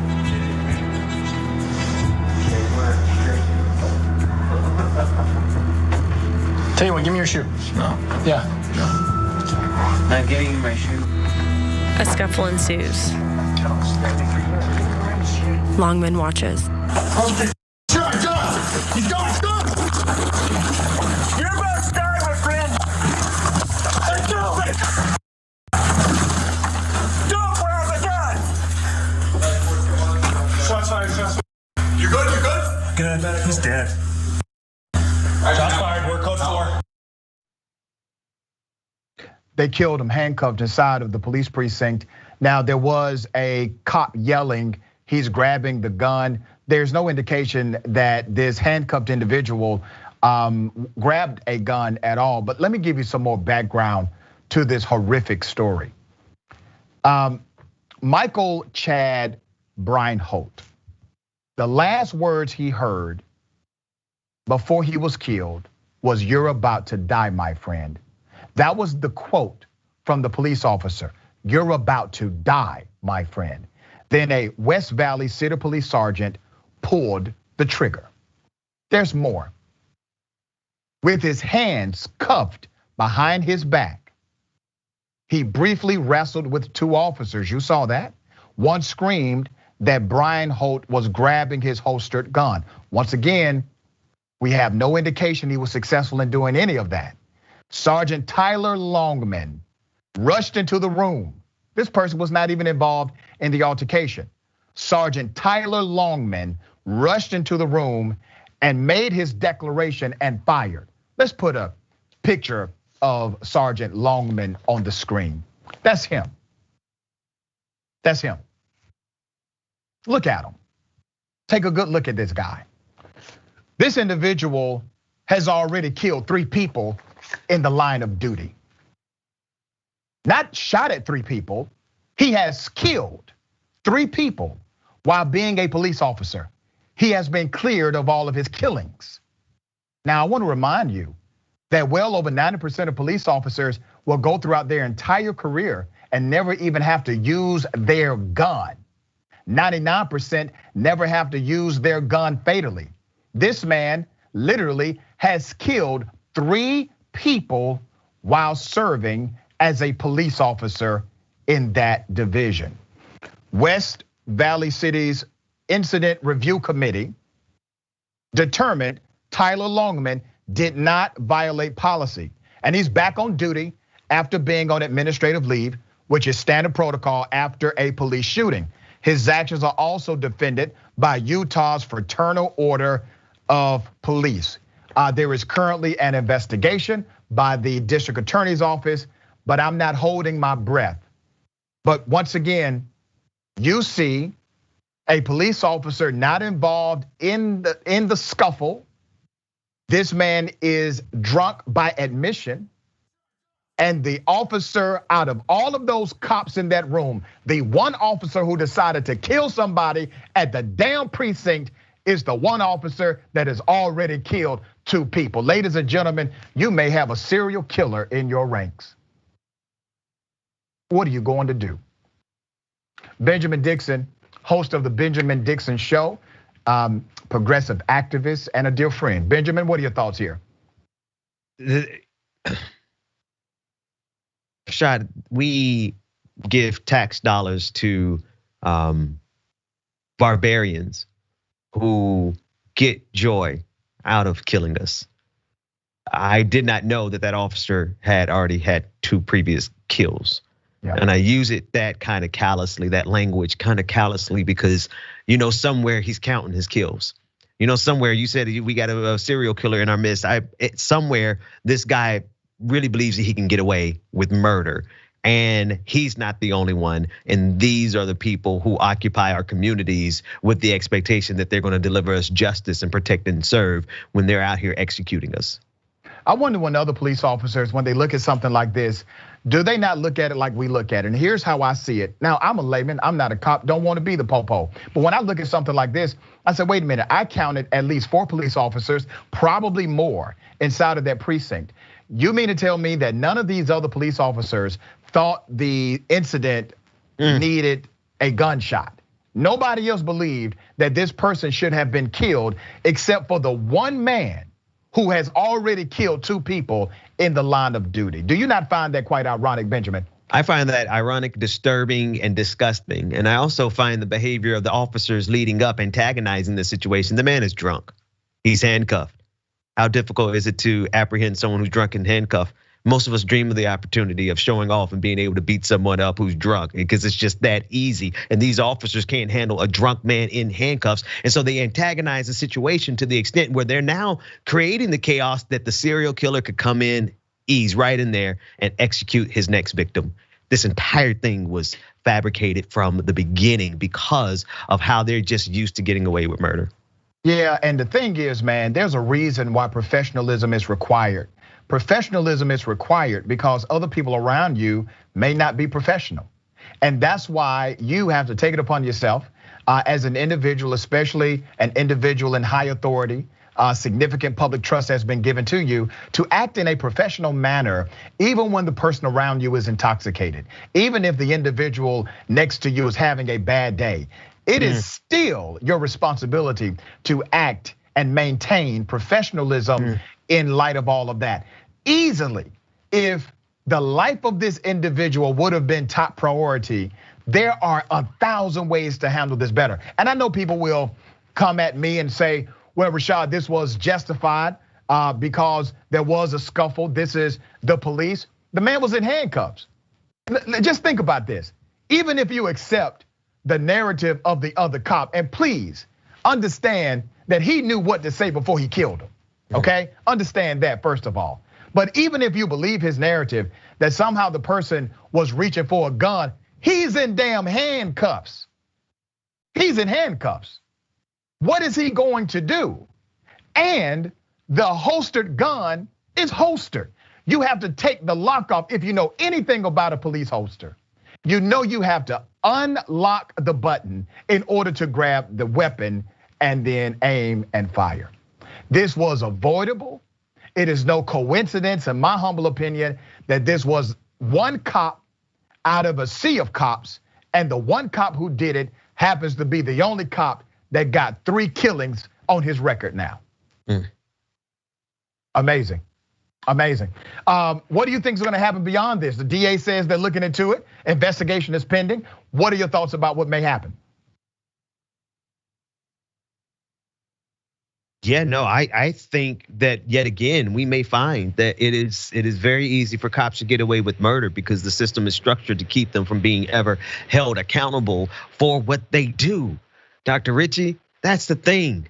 They can brag about this because they get away with it. So my fear is that will repeat itself. My hope is that we could do better.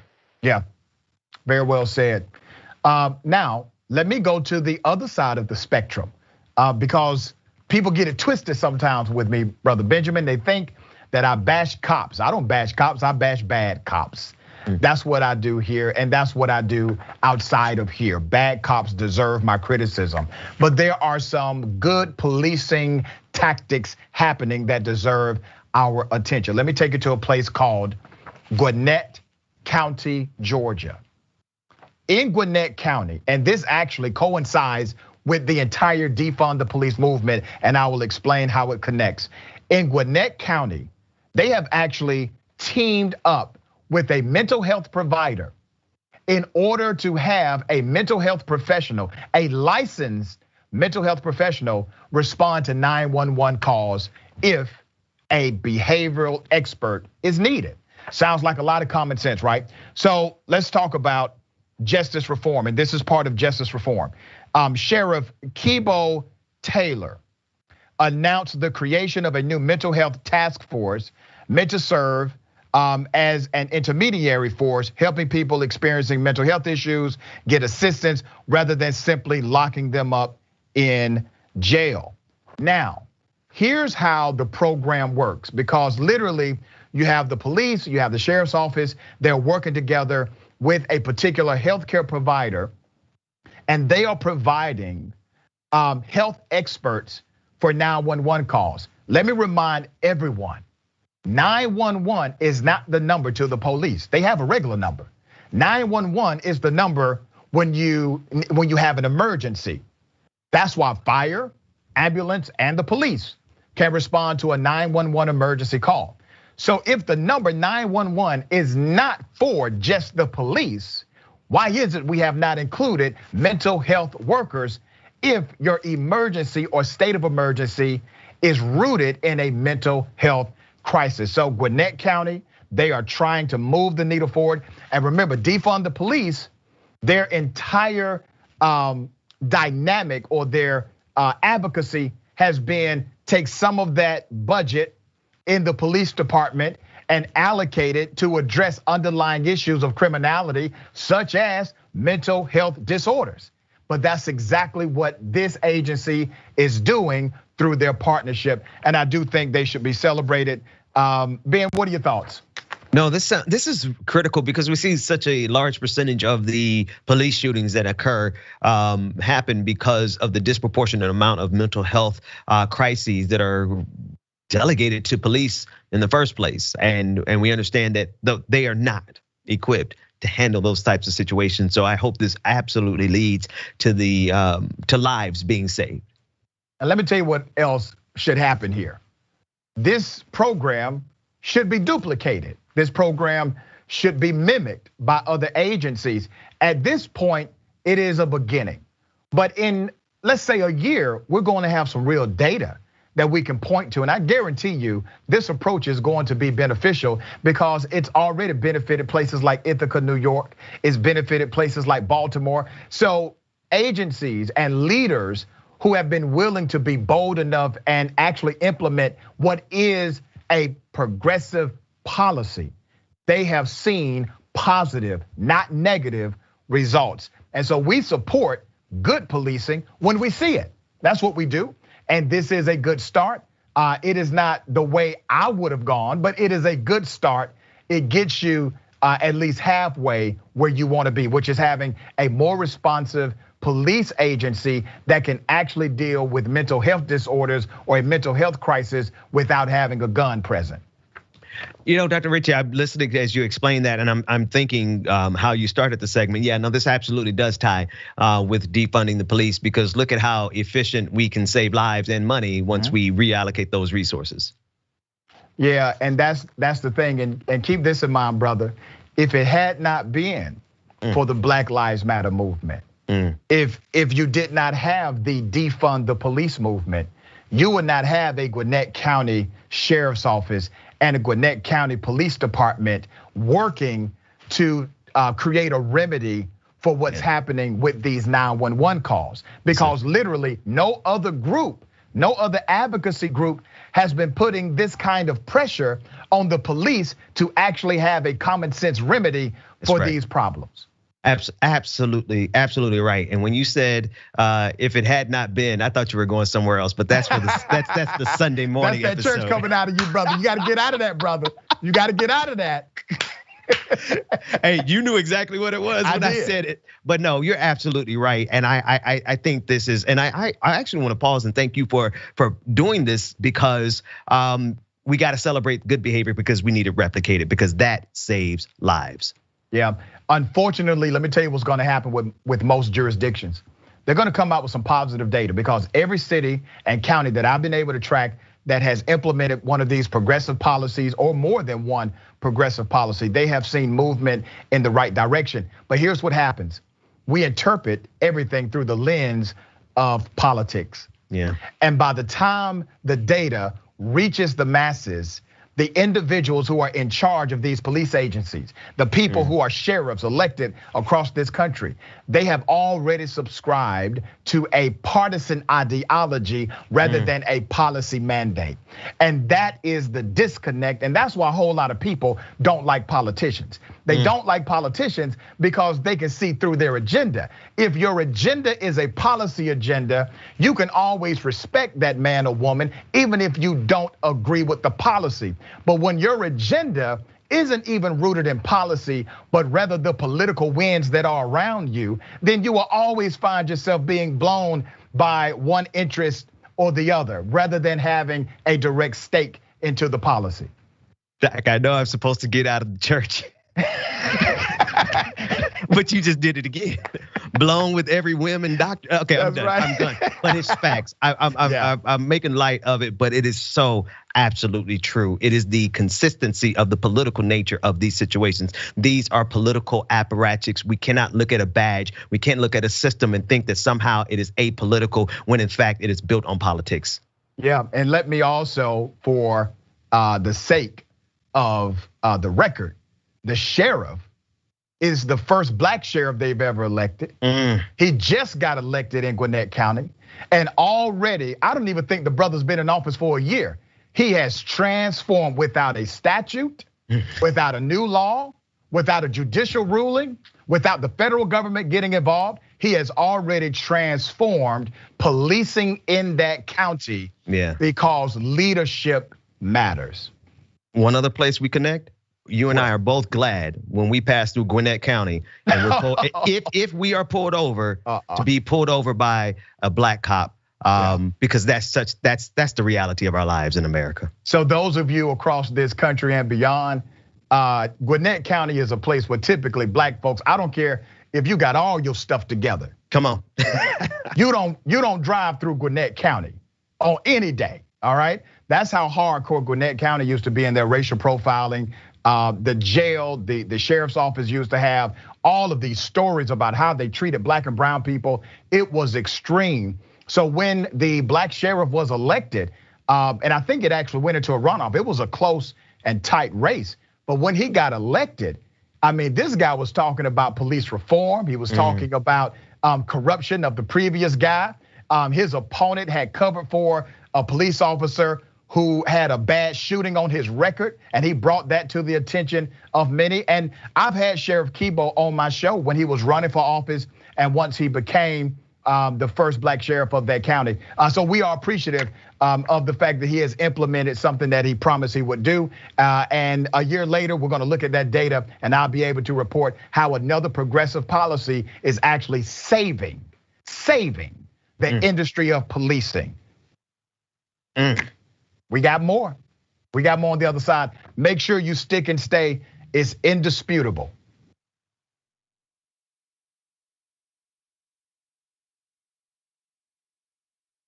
I'm old enough that I remember when Captain Crunch put the berries in it. Yay, crunch berries! And I was like, ooh, the fake berries. Remember? We're gonna try that. We did a story back in the day about how a woman sued, I don't know, General Mills. She'd been eating it for 4 years, believing that it was actual berries. Yeah. She's like, these aren't real berries at all. I'm like, I got news for you. Captain Crunch isn't really a captain or a person.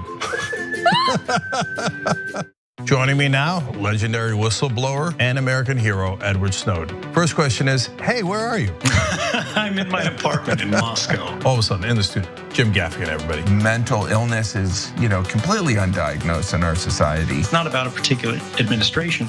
It's about a broken system of power, and through that, really, the instrumentalization of a system of not justice, but injustice. People understand whether they claim to deny climate change or not. Our collective house is in crisis.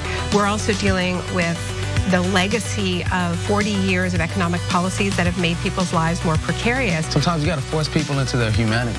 Sometimes you have to shake people into empathy. Senator Elizabeth Warren joins us in the studio. Healthcare is a basic human right, and we are fighting for basic human rights. In order to actually achieve that vision of everyone having access to the same resources and getting to determine the outcome of their life, we have a lot of work to do, and it needs to start right now. Here's something you may not know. When you deposit your money in a big bank, it doesn't just sit, safe and secure, in a vault. Instead, your money could end up building oil pipelines, mining for coal, or drilling in the Arctic. So if you're concerned about the planet, give your money something good to do. Make the move to green with Aspiration's fossil fuel-free account and join the thousands each week who are switching to save their dollars and save the planet at the same time. Welcome to the Damage Report. I'm John Iadarola. This is gonna be a big one. What Donald Trump has done as president has cut taxes for the wealthy and made life better for rich people. But he's made life worse for poor people. We're making America great again by throwing more money at the military to destroy other countries because that makes us great instead of investing it in ourselves. That it's Donald Trump and it's Stephen Miller. The choosing is based on wanting to create cruel and inhumane conditions to scare other people away from ever coming to the United States. The opportunity to make money off of tragedy is the American way. There's only one place to put garbage people: in the trash. We've never had so much access to so much information with so little idea of what the hell is going on. What does enforcing our borders have to do with traumatizing children? Absolutely nothing. I think a sane person could say the current situation we have right now is radical. But what we're doing is literally making the world more like hell. That's a warning sign.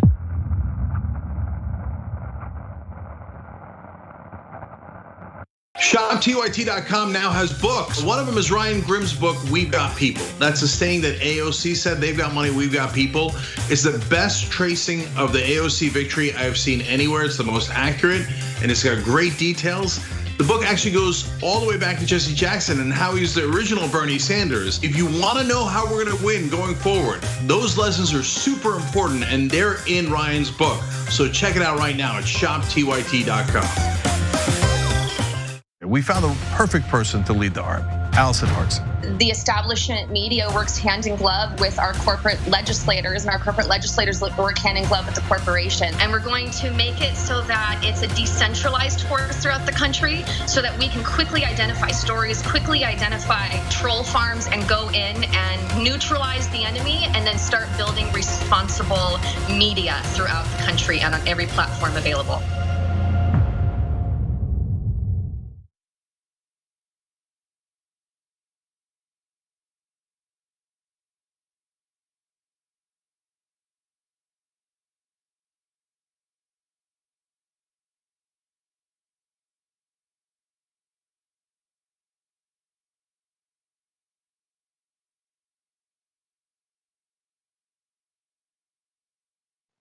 Welcome back to Indisputable. We got a lot of viewer comments.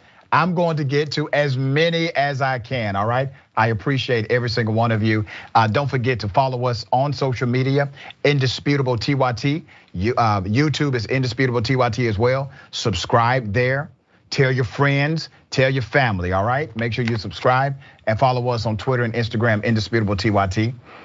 Don't forget, I'm so happy we finally have our winners. The Twitch show challenge, remember? Let me tell you why I love this. Because it comes from the TYT community, all right? So we have new Twitch shows debuting this week. Reactions with Ravana. That's tomorrow at 4 p.m. right after Indisputable. And Galaxy Brain with Ben Curlo. Did I say that correctly? I think I did. I hope Ben comes on the program too. Both of them have an invite.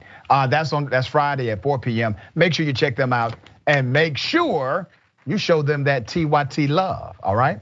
Okay, let's get to some of the comments. TYT member Mickey C, the silver hair dragon, says, this was nauseating, cold-blooded first-degree murder by a cop who has murdered 2 others previously.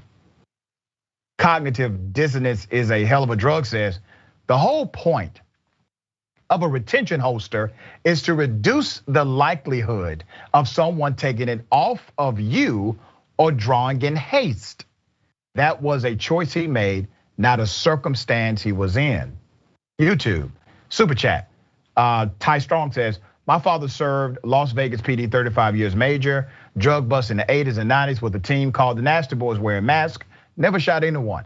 And Ty, that is actually well over 90% of police officers' experience. But you have one guy that has killed 3 people? Come on now. Okay. Tony D, thank you so much, Tony D.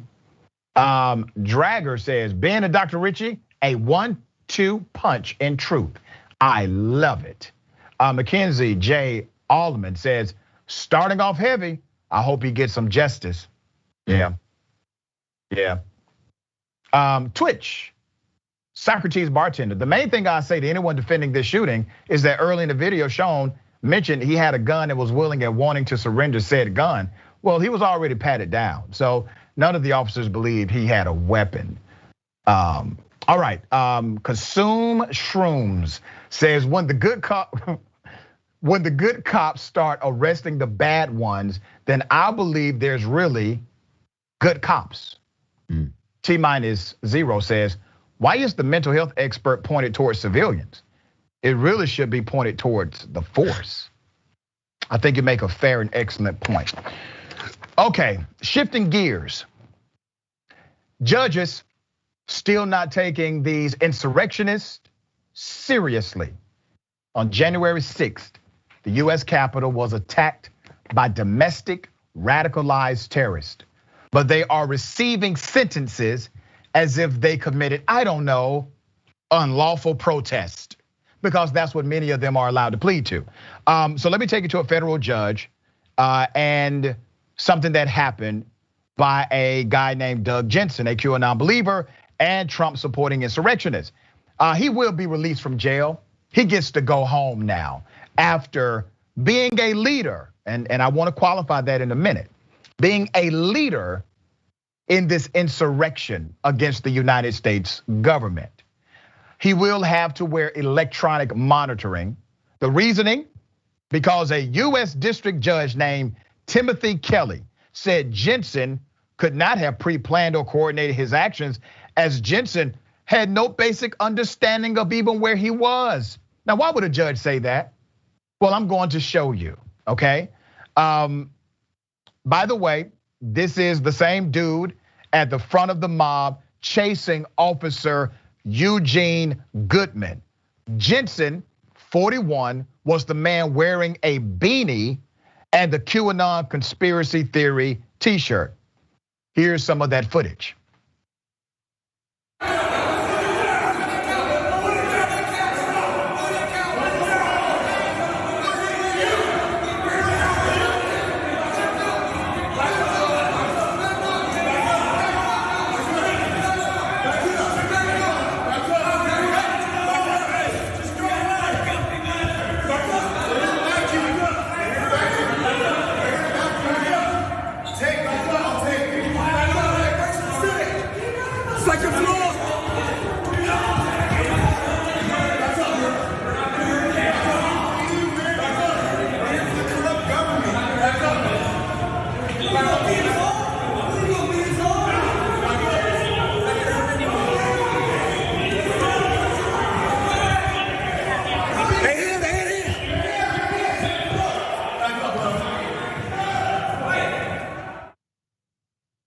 Looks like a leader to me.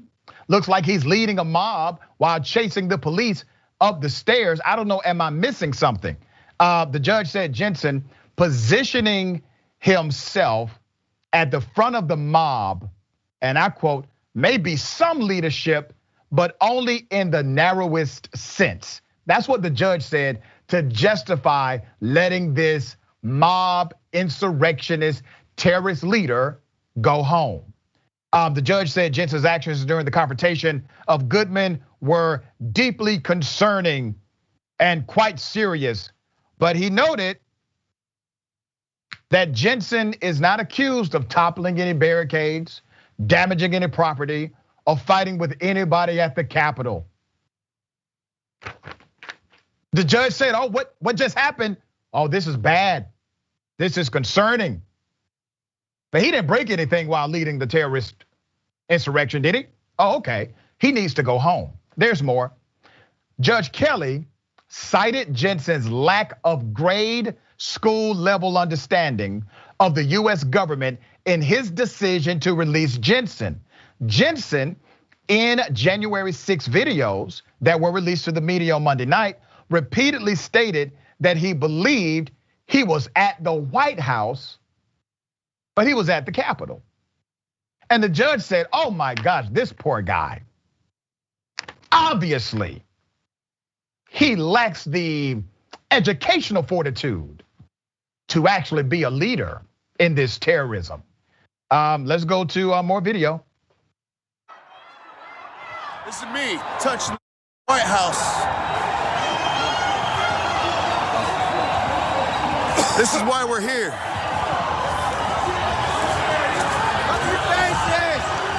I am at the White House, just so you know. Storm the White House. That's what we do. Okay, so let me get this right. Because you're a dumbass, you get to go home. Because you have a failure to understand civics, American government, you get to go home. As a matter of fact, to the judge that made this ruling, you do realize, Judge, that everybody there has a fundamental misunderstanding of the US government. They were there to disrupt the electoral college process constitutionally mandated by the United States Constitution. They all have a misunderstanding of how government should work. So because of his ignorance of civics, he's able to get a lighter sentence and he can go home. Man, I have never known this to work for anybody but a white male terrorist. Benjamin, your thoughts? Absolutely the case. White male terrorists, the only people who can get away with this, because had those races been changed, Eugene Goodman, the officer, had he been white and the people breaking into the Capitol had been black, our bodies would still be staining the ground right now, our blood. That's number one. The number two is the extent to which this system will excuse white. It's definitely not white supremacy, I'll tell you that much. We get to the point where you have one judge who let a white guy off because he had affluenza. He was too affluent to go to jail. He had another judge who let a guy off from the insurrection because he had Fox mania. He watched the Fox News too much, and that's why he went to the insurrection. And now this guy is getting off because he's a part of the idiocracy. There is no limit to what extent this system will excuse white mediocrity, even when that mediocrity is confident enough to march up the steps of the White House when it's actually the Capitol. Yeah, you gotta think about something, man. You've never heard this kind of defense for black or brown terrorists. You never heard this kind of defense for members of Black Lives Matter who were arrested for destruction of property or looting, or who were involved in a protest, right? And then they get pepper sprayed because they're part of a group, not even engaged in property vandalism. They never got a benefit. Hell, if they were just outside with the group, they got the same charges as everybody else around them. Nobody took special notice or care to their particular background or educational fortitude. Nobody cared about that. No judge decided to make nuances for them. But all of a sudden, for individuals who are in commission of terrorism and insurrection against the United States government, all of a sudden, they get the benefit of the doubt, significant benefit of the doubt. And why? The judge's reasoning? Because they fundamentally misunderstand what government is. I have never heard of this before, man. Dr. Richey, absolutely. And then I'm really looking at this. America needs to make up its mind because you see what white supremacy is doing. You see what it wants to do. It literally marched up the steps of the Capitol to overthrow the government. Those people believed that they had enough manpower there to overturn the election. That is treason. Yeah. And the Capitol police officer, a black man, standing there defending the Capitol. Yeah, America needs to decide if it's going to keep supporting the protest or the violence from white supremacists, or are they going to support the protest of Black lives? Very well said, brother. And let me make this final note, because the final word from the judge on this, Judge Kelly reiterated that his decision to release Jensen under strict conditions shouldn't be read as an indication that the judge believes Jensen's conduct wasn't serious, or an indication of how Jensen will be sentenced after his conviction. Sorry, Judge, that's exactly what it means. That is exactly what it means. And let me tell you why, and I mean this in a legal context. When a judge says you can go home, that judge is saying, I do not believe you are likely to reoffend. To reoffend, that's what the judge is saying. Now you have an individual who has committed an atrocity against the United States government, who tried to chase down an actual police officer while leading a mob. So what does the judge do in order to minimize the penalty here, or to justify him being able to go home? He says, oh, he wasn't really a leader. Really? He was kind of a leader. Oh, no, he wasn't smart enough to plan it. The guy didn't even know, poor guy. He didn't even know exactly what building he was at.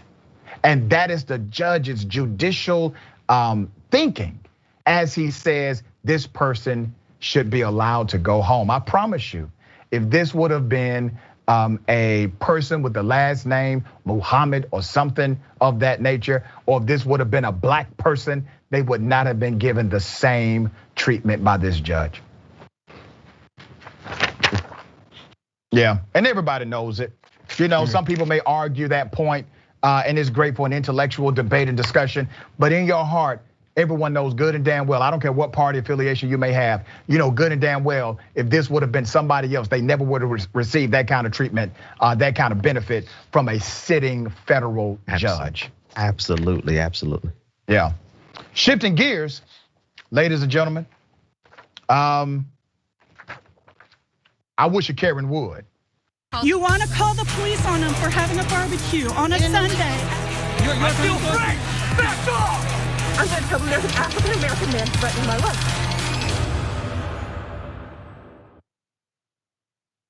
Karen and male Karen, they team up. They team up against what we assume to be a Filipino couple. We don't know for sure, not 100%, but we assume it based on the narrative. But there's a conflict between neighbors. And why can't these conflicts just remain regular conflicts? Why does it have to go racial? Here's your Karen and male Karen for today. He lied about his mom. You know what? You little bitch, are you recording me? Because you did not tell me you were recording me. Go inside your house. Oh no, you're being recorded. Oh, why is that? Why is that? I can record you. I'm on my property. I know. I can record you. Your property and cut my tree. I can record you. Well, take care of your property then. You cannot record me without telling me. Welcome to Oregon. Maybe you should go back to Philippines where you belong. Oh, racist. Oh, racist. This is going online. Oh, we got the N-word. I don't care. We got the Filipino. Every day. We hear it every day. It has nothing to do with you. It has nothing to do with you. I think you guys just want to say the N-word. You can go ahead and put me online. I don't disrespect you. I don't call you names like you do. Oh, you got all the smoke for the people that just had racial slurs launched at them. I'm talking about the white man at the end. But you have no smoke for the people that just hurled those racial slurs to the neighbors, none whatsoever. Now, if you go on social media, you will find that there are many who are pushing back, saying that it is actually the guy's fault who is recording because he's being antagonistic. No, he is working on exposing the true racism that exists inside of these individuals. And naturally, you see the racism come out. I don't care what the argument is. If you decide to take the argument and start launching racial slurs at the individual you're arguing with, well, that means that is what's in your heart. That's what it means. It's not anybody else's fault. And remember the boldness of this particular Karen and her male Karen acquaintance. Remember, she knew she was being recorded. She was told, you are being recorded.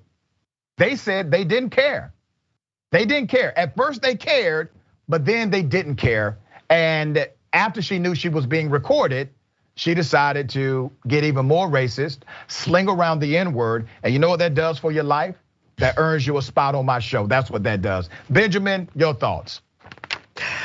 That last line, Doc, is the fact, right? I don't know what goes through their minds in that moment of decision of how should I proceed in this encounter? Because there's a decision point that they had where, okay, there's a camera playing, recording. Maybe I just chill and not get the worst parts on, but they doubled down. The same Karen, you saw the Karen from Victoria's Secrets. Once she realized she was on camera, she doubled down on the madness.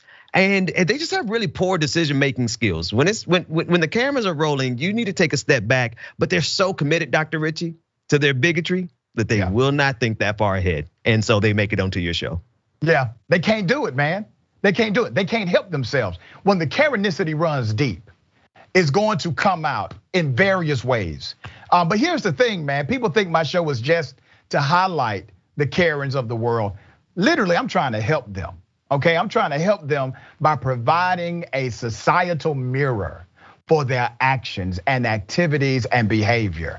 And hopefully when they see that mirror, they can start adjusting themselves accordingly so that they can be more appropriate for the societal construct that we're all trying to live in and coexist with peace. You reminded me of one of our supporters named B, who came up with an entire rehabilitation center for Karens. The Malibu's premier Karen rehabilitation center. That's what I hear you saying. They need some real rehabilitation, and thank you for providing that service. Yeah, exactly, man. And hell, the way things are going, it may be covered by insurance. All right.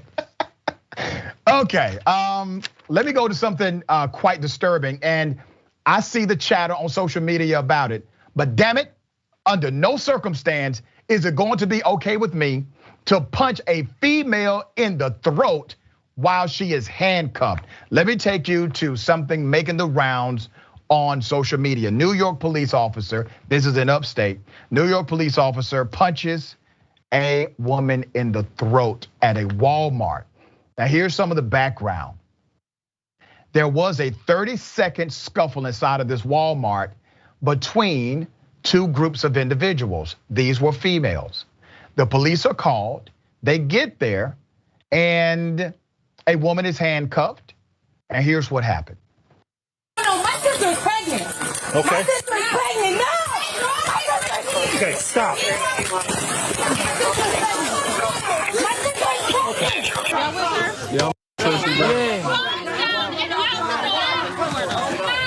You need to evacuate. Woman, I say bitches, bro. Woman, I say bitches, bro. Woman, my cousin, take off that bag, bro. My sister.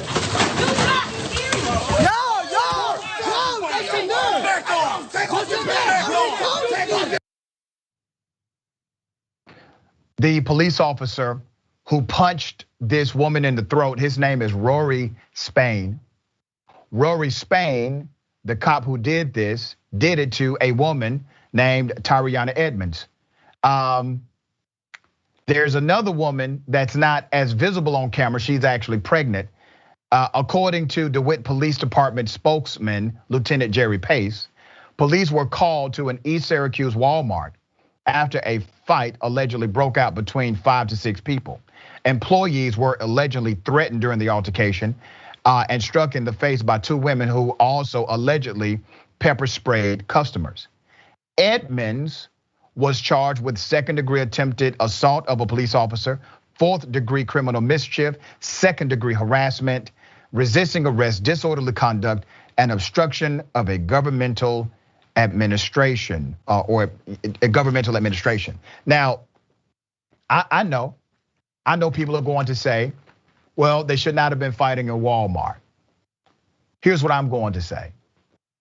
The woman was handcuffed. She was punched in the throat as if she was a free, ready to fight man. That's how she was punched in the throat. When you look at the force this police officer used in order to subdue this individual, this female, in my humble opinion, it was unreasonable. Now, let me also speak to this other point that people are going to try to make. They're going to say, she bit him. She did not. She did not bite him. Well, they may say, she tried to bite him. Okay, he may have thought she tried to bite him. He may have assumed that she attempted to bite him. She did not bite him, that's a fact. That's what we know for sure. But I actually believe it makes my argument. You see, this cop did this because he was mad. That's why he did it. He did it because he was upset. Now, this police officer is trained in various tactics to subdue individuals, to bring them under his control, especially when they are in handcuffs. And ladies and gentlemen, punching them in the throat while handcuffed is not one of the tactics that he's taught. Period. Bottom line. Currently, this officer has been suspended with pay pending the outcome of an investigation. Benjamin, what are your thoughts about this case? Suspension with pay is a vacation. Yeah. This cop just got a vacation for brutalizing a black woman in a way that we would not allow any other person to be brutalized. The most disrespected person on the face of the planet is a black woman, and just seeing how he had no regard for her dignity, regardless. And see, the difference is she was fighting, listen, plenty of fights in Walmart, right? Let's not play this game about, there's black women fighting in Walmart. I got plenty of videos of white Karens fighting in Walmart. People do that kind of thing, but we have paid professionals who take taxpayer dollars and go in there and assault them when they're handcuffed. If you're not man enough to be able to handle a situation when someone is handcuffed, then you do not need to be, if you're not a human enough, then you don't need to be a cop. Yeah. She was handcuffed. She was handcuffed, okay? I want you to imagine something. Everyone who may disagree with me, I want you to imagine this. That's your sister. That's your mother. That's your child. That's your niece. And this is how the police officer handled her. Let me be very clear. I don't give a damn why they were called to that Walmart. I don't care. I do care how they were handled on probably the worst day of their lives.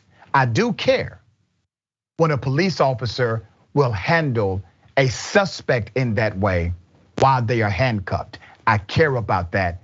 And just call me whatever, but I also care because this is a woman.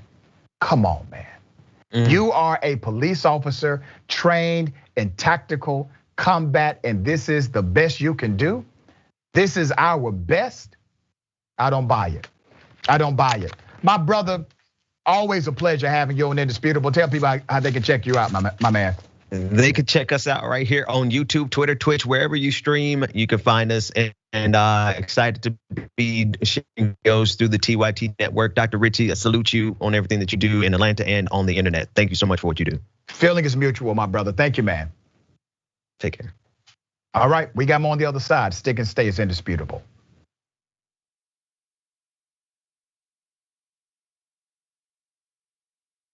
I'll predict right here for you, Chris. I think Donald Trump will leave office before his term is up. He'll be humiliated, embarrassed, and I know him. He's not going to want to lose, and he's going to run for the hills. You got that bet all day long. Okay, let's get after it. Now, so look, Jake has made some good predictions, and this is in good fun. I could not disagree more. There's a little bromance between the two of them. You got that bet all day long, Janky, you. Oh, you stop. In the meantime, let's call him out on the damage. No, but I just got a Roku set. Did basically a little bit of channel surfing, and I was like, there we are. Yeah. There we are. And then I turned it on, and it was John and Brett on Damage Report making fun of me. Oh no. So you are so busted. I even took a picture of it, okay? They're talking about my predictions. I got a new prediction for you, John Iadarola. You're doing a show that's blowing the doors off everybody. Young Turks is the largest online news network, not a big deal. We're gonna rock the boat. We're gonna be counter-establishment. We're gonna tell people the truth to the best of our abilities. We're so sick of this corruption. We're not the robots on TV. I actually care about the news. Guilty, I care. Fourth day on Occupy Wall Street. Last night we launched Wolfpack. It's us pushing our ideas out there, trying to help the country in every way that we can, trying to make this place just a little bit better. Reporting from the Hillary-Bernie debate. I gotta be honest, you know what we do, we cover it for real. For us, this system isn't working. Free and fair elections. And when he told the cops that day, when they came to drag her away, and he said, if you're gonna chain her, you're gonna chain me. If you're gonna arrest her, you're gonna arrest me.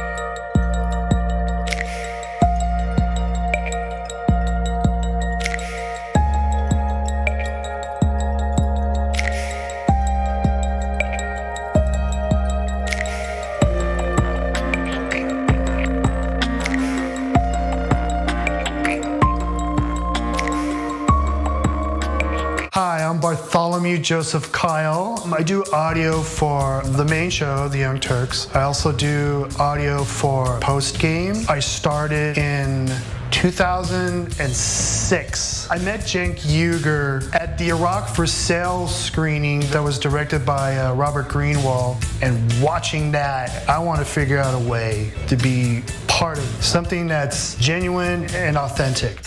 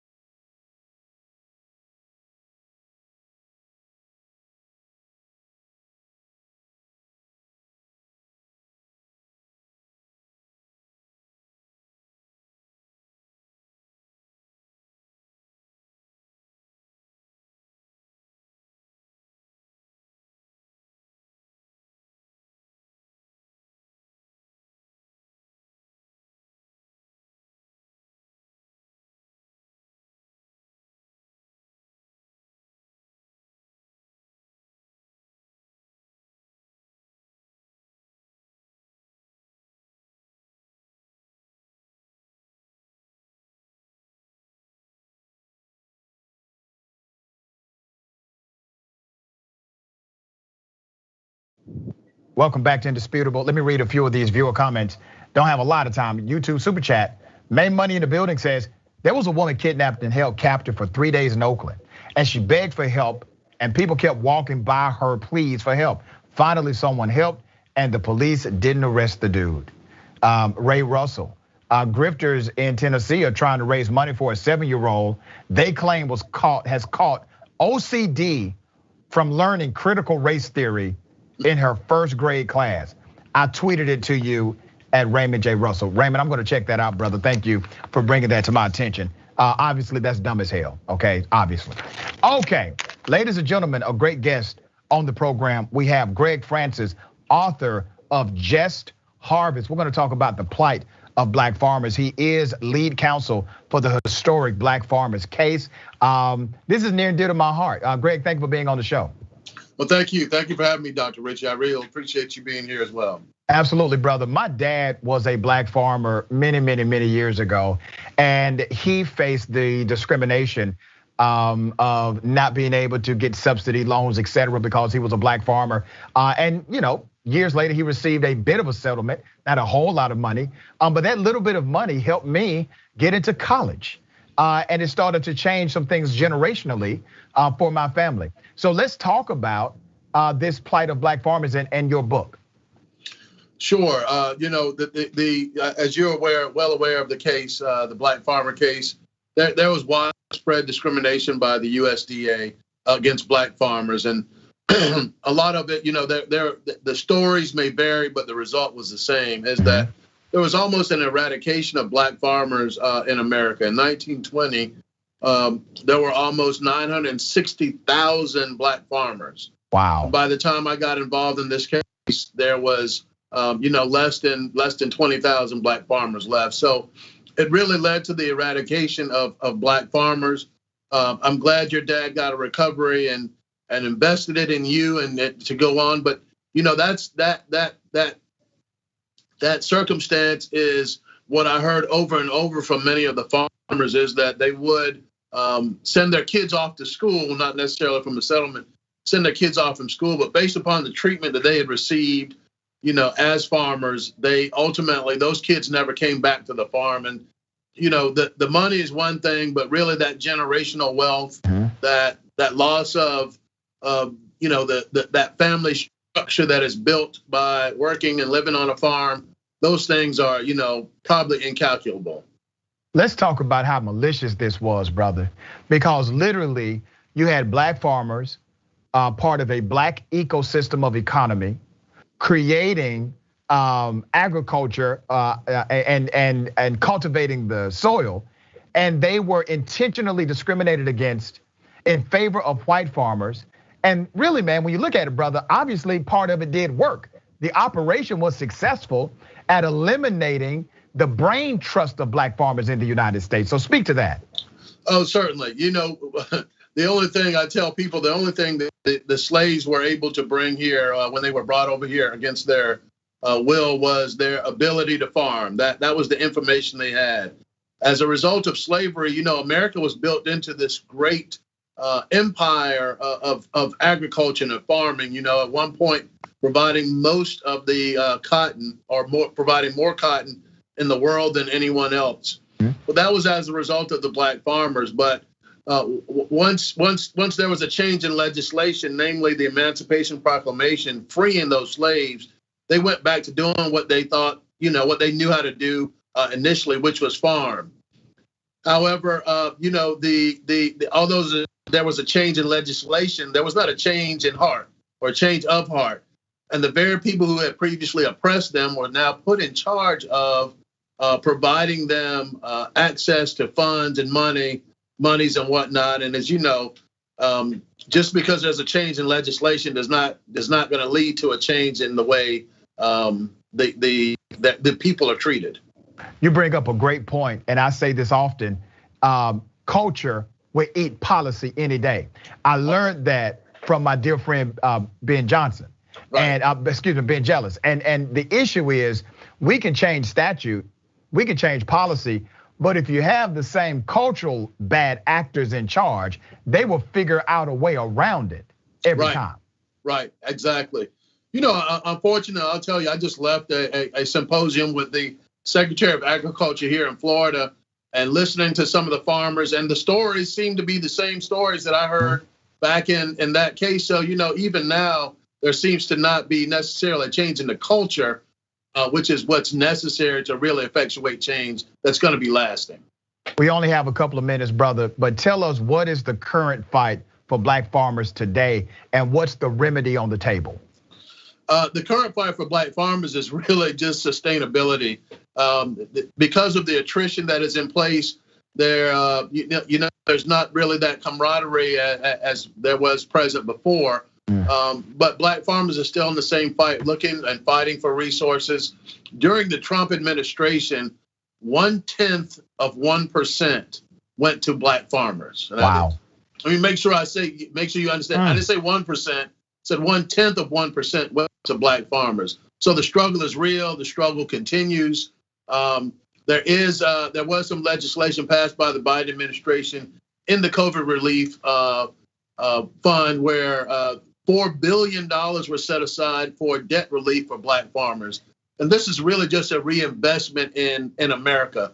People try to make it a race thing, but the reality of it is, if you look at the numbers, if you know the history of it, you would understand why there's a need to ensure that there's some debt relief for Black farmers. Unfortunately, before that money can be given out, there are, I think now, on last count, 11 lawsuits by white farmers who alleged discrimination as a result of not being able to access those funds. Yeah, and a judge said that the lawsuit can proceed, which was a shock to me.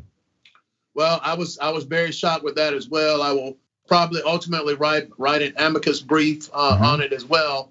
But you can find the right judge to give that kind of ruling and keep it going. How can people check out your book and also follow your work?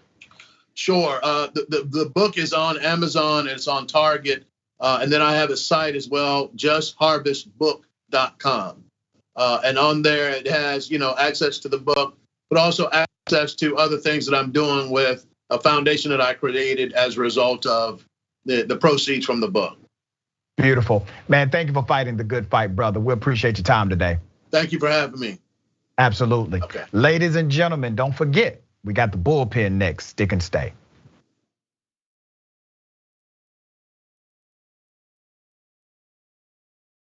I'm back to gaslighting. Did you and I talk about gaslighting on Old School? Probably. That boss gaslit all his female employees. People who manipulate others like that make you feel like you're the weirdo. Why won't you punch yourself in the face?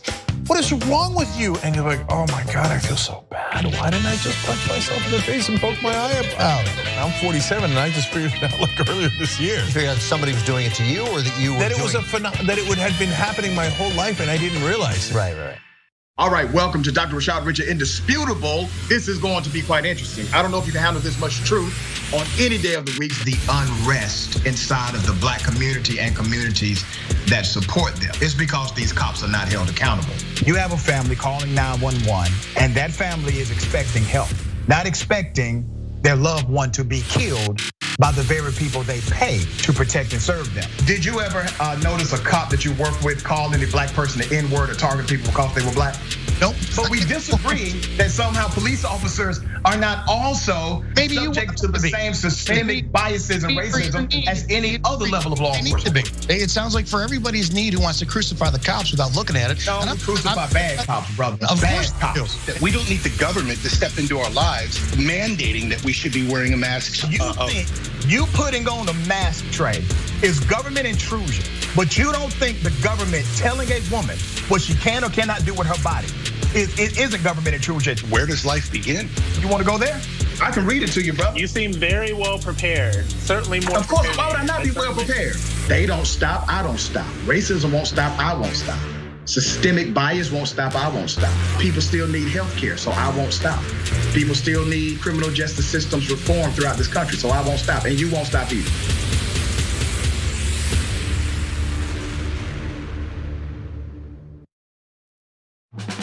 I've been a fan of TYT, I believe, for the last 6 years. 5 years. 3 years now. 7 years. 4 years now. 2.5 years. I just started because she got me into it. My boyfriend actually watches it every morning and every night, so I kind of just started watching it with him, and I love it. I mean, it's the only way that I find my news. Looking through YouTube, looking for like, political shows that look cool. I came across a very angry rant from Cenk, and that's when I knew. So I was immediately in love with the show.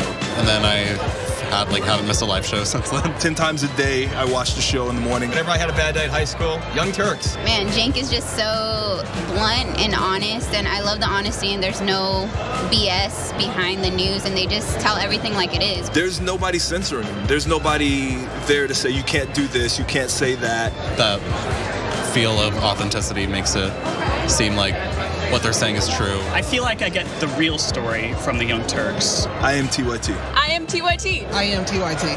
I am TYT. I am TYT. I am TYT.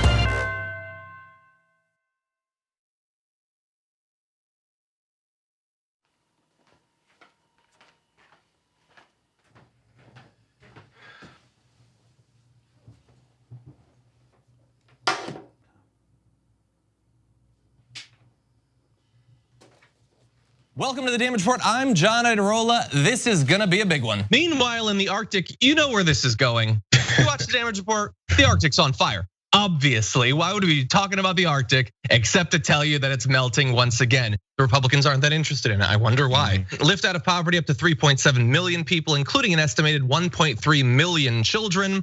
Hashtag save the children? Not if it costs money. I mean, come on.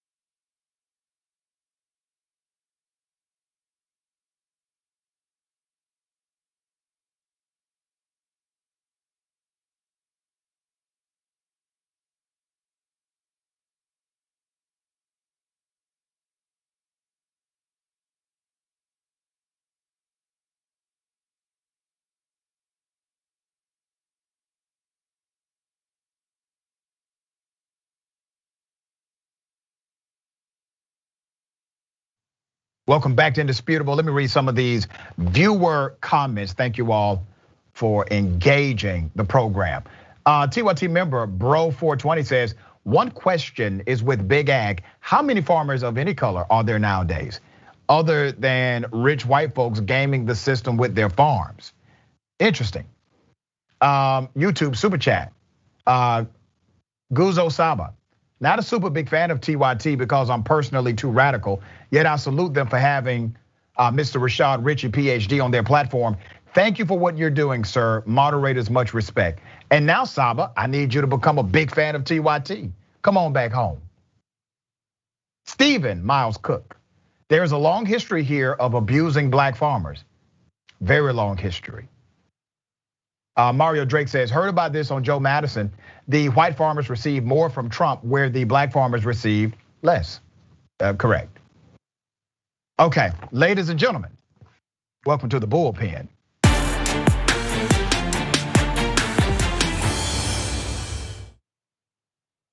In the bullpen, we have none other than broadcast owner, on-air personality, broadcaster, columnist. I mean, the brother does it all, man. We got Armstrong Williams, conservative, on the program. Armstrong, good day, welcome. Thank you for having me back. Brother, we're gonna talk about policing in the United States of America. So I don't wanna presume what you believe about policing, but obviously there are some issues. Roughly 95% of Americans believe police reform is something that is needed. 58% of Americans believe it should be dramatic.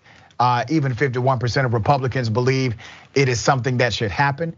What is your take as it relates to policing in America in general? You know, in any segment of society, whether it's broadcast, whether it's hospitals, legal profession, you're gonna always have your bad apples. You know, the Bible tells us woe until the doctors and the lawyers, because they should have their day in the land of judgment, because doctors and lawyers are corrupt. And you're gonna have rogue police officers, corrupt police officers who disrespect, who are cowards, who rather use their gun instead of use their training to de-escalate a situation. And so you're gonna have it. And it's unfortunate in that profession, innocent people, even though many of them are sometimes disrespectful to law enforcement, they try to run away from law enforcement, but law enforcement ultimately have the upper hand. Because if you think about it, 78 to 80% of law enforcement officers never pull their weapons. Even more than that, yeah, actually. It's a high number. So it has to do with your training. And also, like another thing that we forget about in law enforcement is some go into law enforcement to conduct crime, to engage in nefarious things. They don't go in to uphold the law. They go in to find a reason to break the law and have a gun to boot to help them in that process. And so not everybody goes into law enforcement because they're embracing and looking for the greater good. And so as we talk about law enforcement, we must keep that in mind. Man, you hit a really great point. There are individuals who seek the shelter of the badge in order to commit criminality. And they're making the industry of policing bad for everybody who polices. So let me take you to a situation, man, and you and I may disagree, or we may agree, I don't know. Sometimes you surprise me, Armstrong. In Utah, you followed this story. There's an officer who came in of a precinct. He was not involved in the scuffle. There was a drunk man who was already in handcuffs. The drunk guy who admitted he was intoxicated, Michael Chad Breinholt, was shot and killed inside of the precinct. He was shot and killed by Sergeant Tyler Longman. Well, we find out that the sergeant, this is his third time killing somebody while working for that police force. Now remember, in the beginning of our conversation, you said, listen, the vast majority of police officers, they don't even have to pull their service weapon. Even a higher percentage never have to even shoot it, period. But you have one officer who's involved in 3 killings in one department, which is rare by every standard and measure inside of law enforcement. But let's go to the actual situation. You saw the video. What's your take on that video of the handcuffed man being killed by Sergeant Longman? You know, what was fascinating is what happened before they got to the precinct to process him. You know, the girlfriend said that he had been talking about suicide. He had been making threats. She felt that he had way too much alcohol. They gave him a breathalyzer. So a chemistry was already established between law enforcement and the young man. And they took him. It was a peaceful arrest. They handcuffed him. And then he sat inside the chair as they processed. And then all of a sudden, after 2 hours, he said, I have a gun. He said, I have a gun in my shoe. And they laughed it off. They thought it was a joke. He said, I have a gun in my shoe. And finally, when one of the officers approached him, he said, oh my God, this guy does have a gun. Here's what's shocking to me. You have 6 or 7 law enforcement officers. This guy obviously is intoxicated. And you're telling me that you did not have the means to apprehend him, to subdue him, and this officer just shoots him? I mean, it was just so insane to me that it was not even necessary. Yet it was a threat. He said he had a gun. I don't know whether he had the gun in his shoe. I don't know whether the officer, he pulled it out of his holster. But the officer said something very interesting, Doctor, which was very troubling. That you're gonna die today. That's right. Police officer said. Yep. So in his mind, he had no interest in de-escalating the situation. He had no interest in making sure that we did not have another George Floyd situation or somebody dying for no reason at all. His attitude was, you're gonna die today. And that's exactly what happened. He died. The other problem, and you mentioned, if you have a police officer, and this is his 3rd kill, this is the problem with the blue code, the blue line with law enforcement officer. You don't protect that officer. You don't pass him on to the next jurisdiction, because basically you're not gonna change his behavior. In fact, you become an enabler to his behavior. So are you surprised, given the history of this law enforcement officer, that he did not do what he's done in the past? Instead of him using his training, he became a coward. He pulled out his gun, and no matter what this guy's actions were, whether he said I had a gun, whether he's being belligerent, you had the capacity with all your officers surrounding you to de-escalate that situation and bring this situation into a place where this young man did not have to die. Damn, Armstrong, you make too much damn sense to be a conservative, brother. You really are. Everything you said, and I cannot believe I'm saying this, I agree with 100% of everything you just said. And let me read the exact quote from the cop before he was killed. He said, you're about to die, my friend. And that's exactly what happened. It is worth noting that all of these police officers in this one room, in this one building, not one of them believed they needed to shoot him, except the guy who already killed 2 people. That irony cannot be dismissed. Currently, this is under investigation. I'm not holding my breath. He was cleared of the last 2 killings. He will likely be cleared of this one, but we will shine a bright light into the situation. Now, let me bring it to a policy, because these are tragedies that will remain tragedies if there's no policy. You just talked about the history of this cop, right? The George Floyd Policing and Accountability Act would create a federal database of cops that have massive complaints like this already in their historical profile. But the George Floyd Policing and Accountability Act is generally opposed by members on the right. What's your feelings about the actual policy of the George Floyd Policing and Accountability Act? You know, it's fascinating because earlier today, Civil Rights Attorney Benjamin Crump joined me on our platform where he took calls all morning. And I don't know if you followed the case of Hunter Brittain in Arkansas, the young man who happened to be white, lost his life, again, to a senseless act by a law enforcement officer pulling his firearm.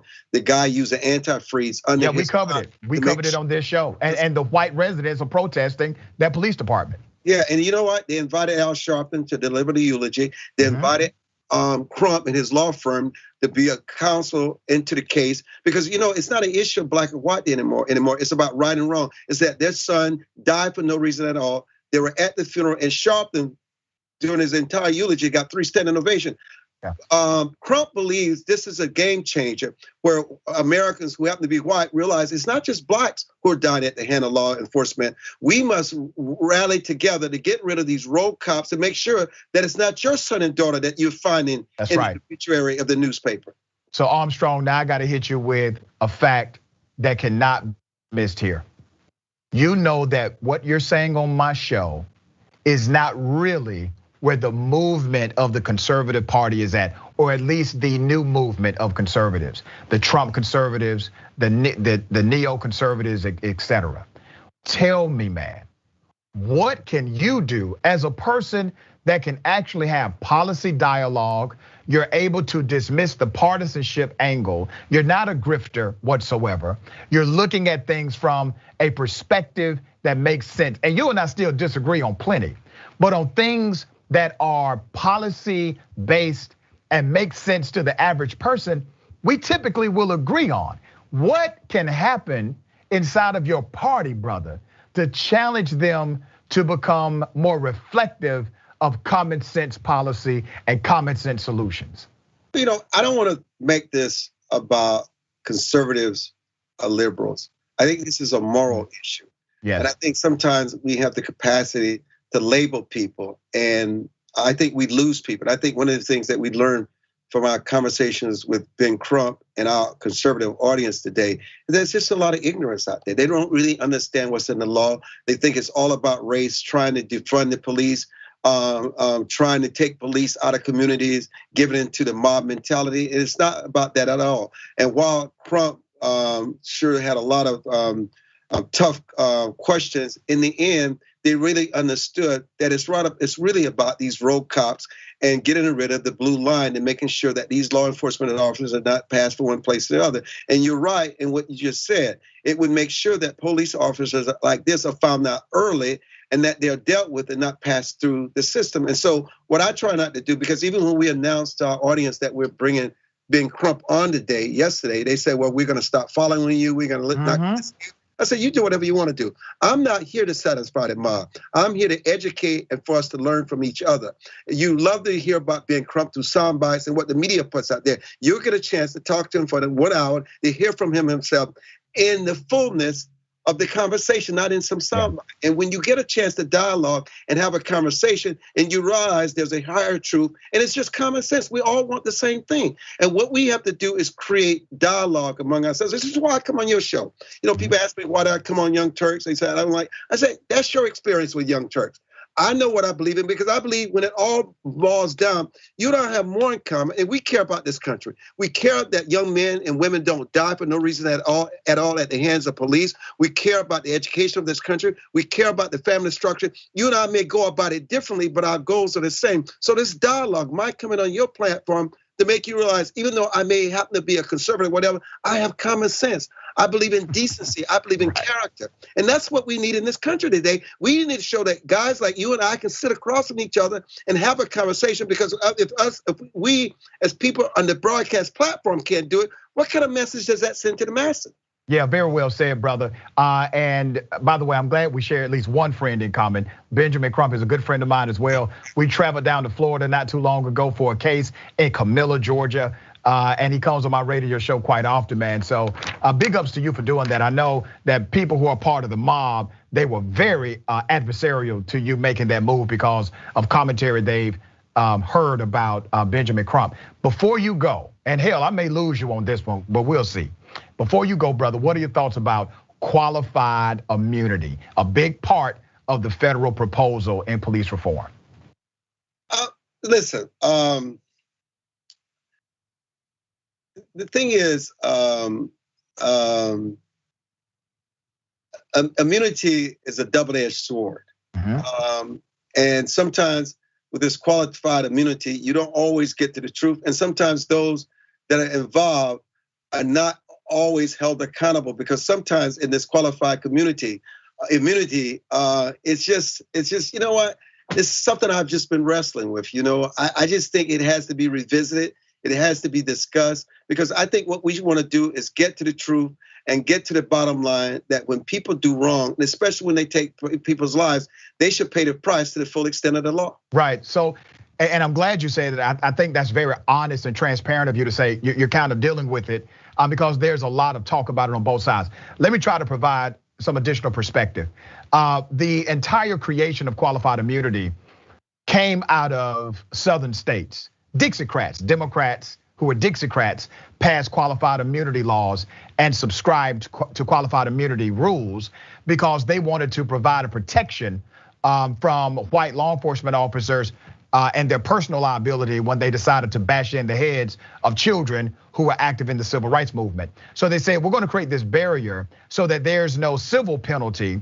And if they do this thing, they won't lose their assets, or they won't lose their home, or they cannot be personally held responsible for these activities while in the line of duty. So the origin of it is rooted in a racist core. Beyond that, you gotta think about how it operates in the real world. Every profession, Armstrong, has the liability of tort law connected to it. A surgeon has to be concerned about messing up and somebody sewing the pants off of them.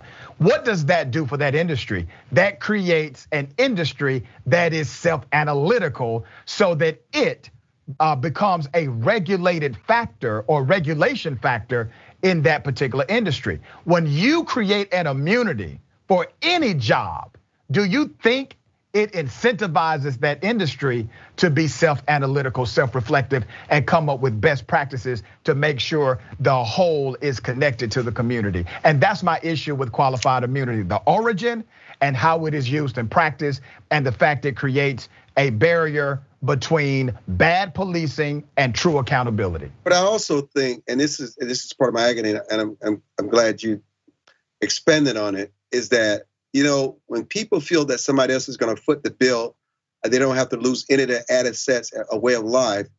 That's one thing, but when you realize it's yours that's at stake, you could lose everything. I think people think differently, and they make very different decisions when they realize who's gonna pay the price, that your assets and everything that you own and work for is no longer protected. I just think it's another level that in the long run makes people really reflect on their behavior and their actions in the short and the long run. Brother, you kind of making my point for me. You realize that to me, that's a good thing. Yeah.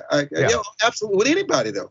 With anybody, there you go. Well, it's lawsuits. If you realize that you're gonna have to pay the legal fees and filing these lawsuits, then you're gonna think twice about filing a lawsuit. Yes, absolutely. And guess what else it does in the ecosystem? It makes sure that you hire better cops. It makes sure that you do psychological evaluations more consistently. Like, a lot of things change when you get rid of qualified immunity for policing. Brother, I appreciate your time. Tell people how they can follow you, my friend. Oh, at ARightside, that's at ARIGHTSIDE, and ArmstrongWilliams.com. You can go to our website, tells you where all our programming live and all the things that we're doing and all our colors. And look, brother, I appreciate the respect. I appreciate your having me on. It's always an honor. And let me tell you something. Dialogue is a good thing. It's because if everybody agrees, somebody's not growing and somebody's not necessary. Very well said. Thank you, my friend. I appreciate you being on the show all the time. Yes. All right, ladies and gentlemen, remember, take care of yourself, take care of each other, and take care of this planet. And remember, the truth is always indisputable.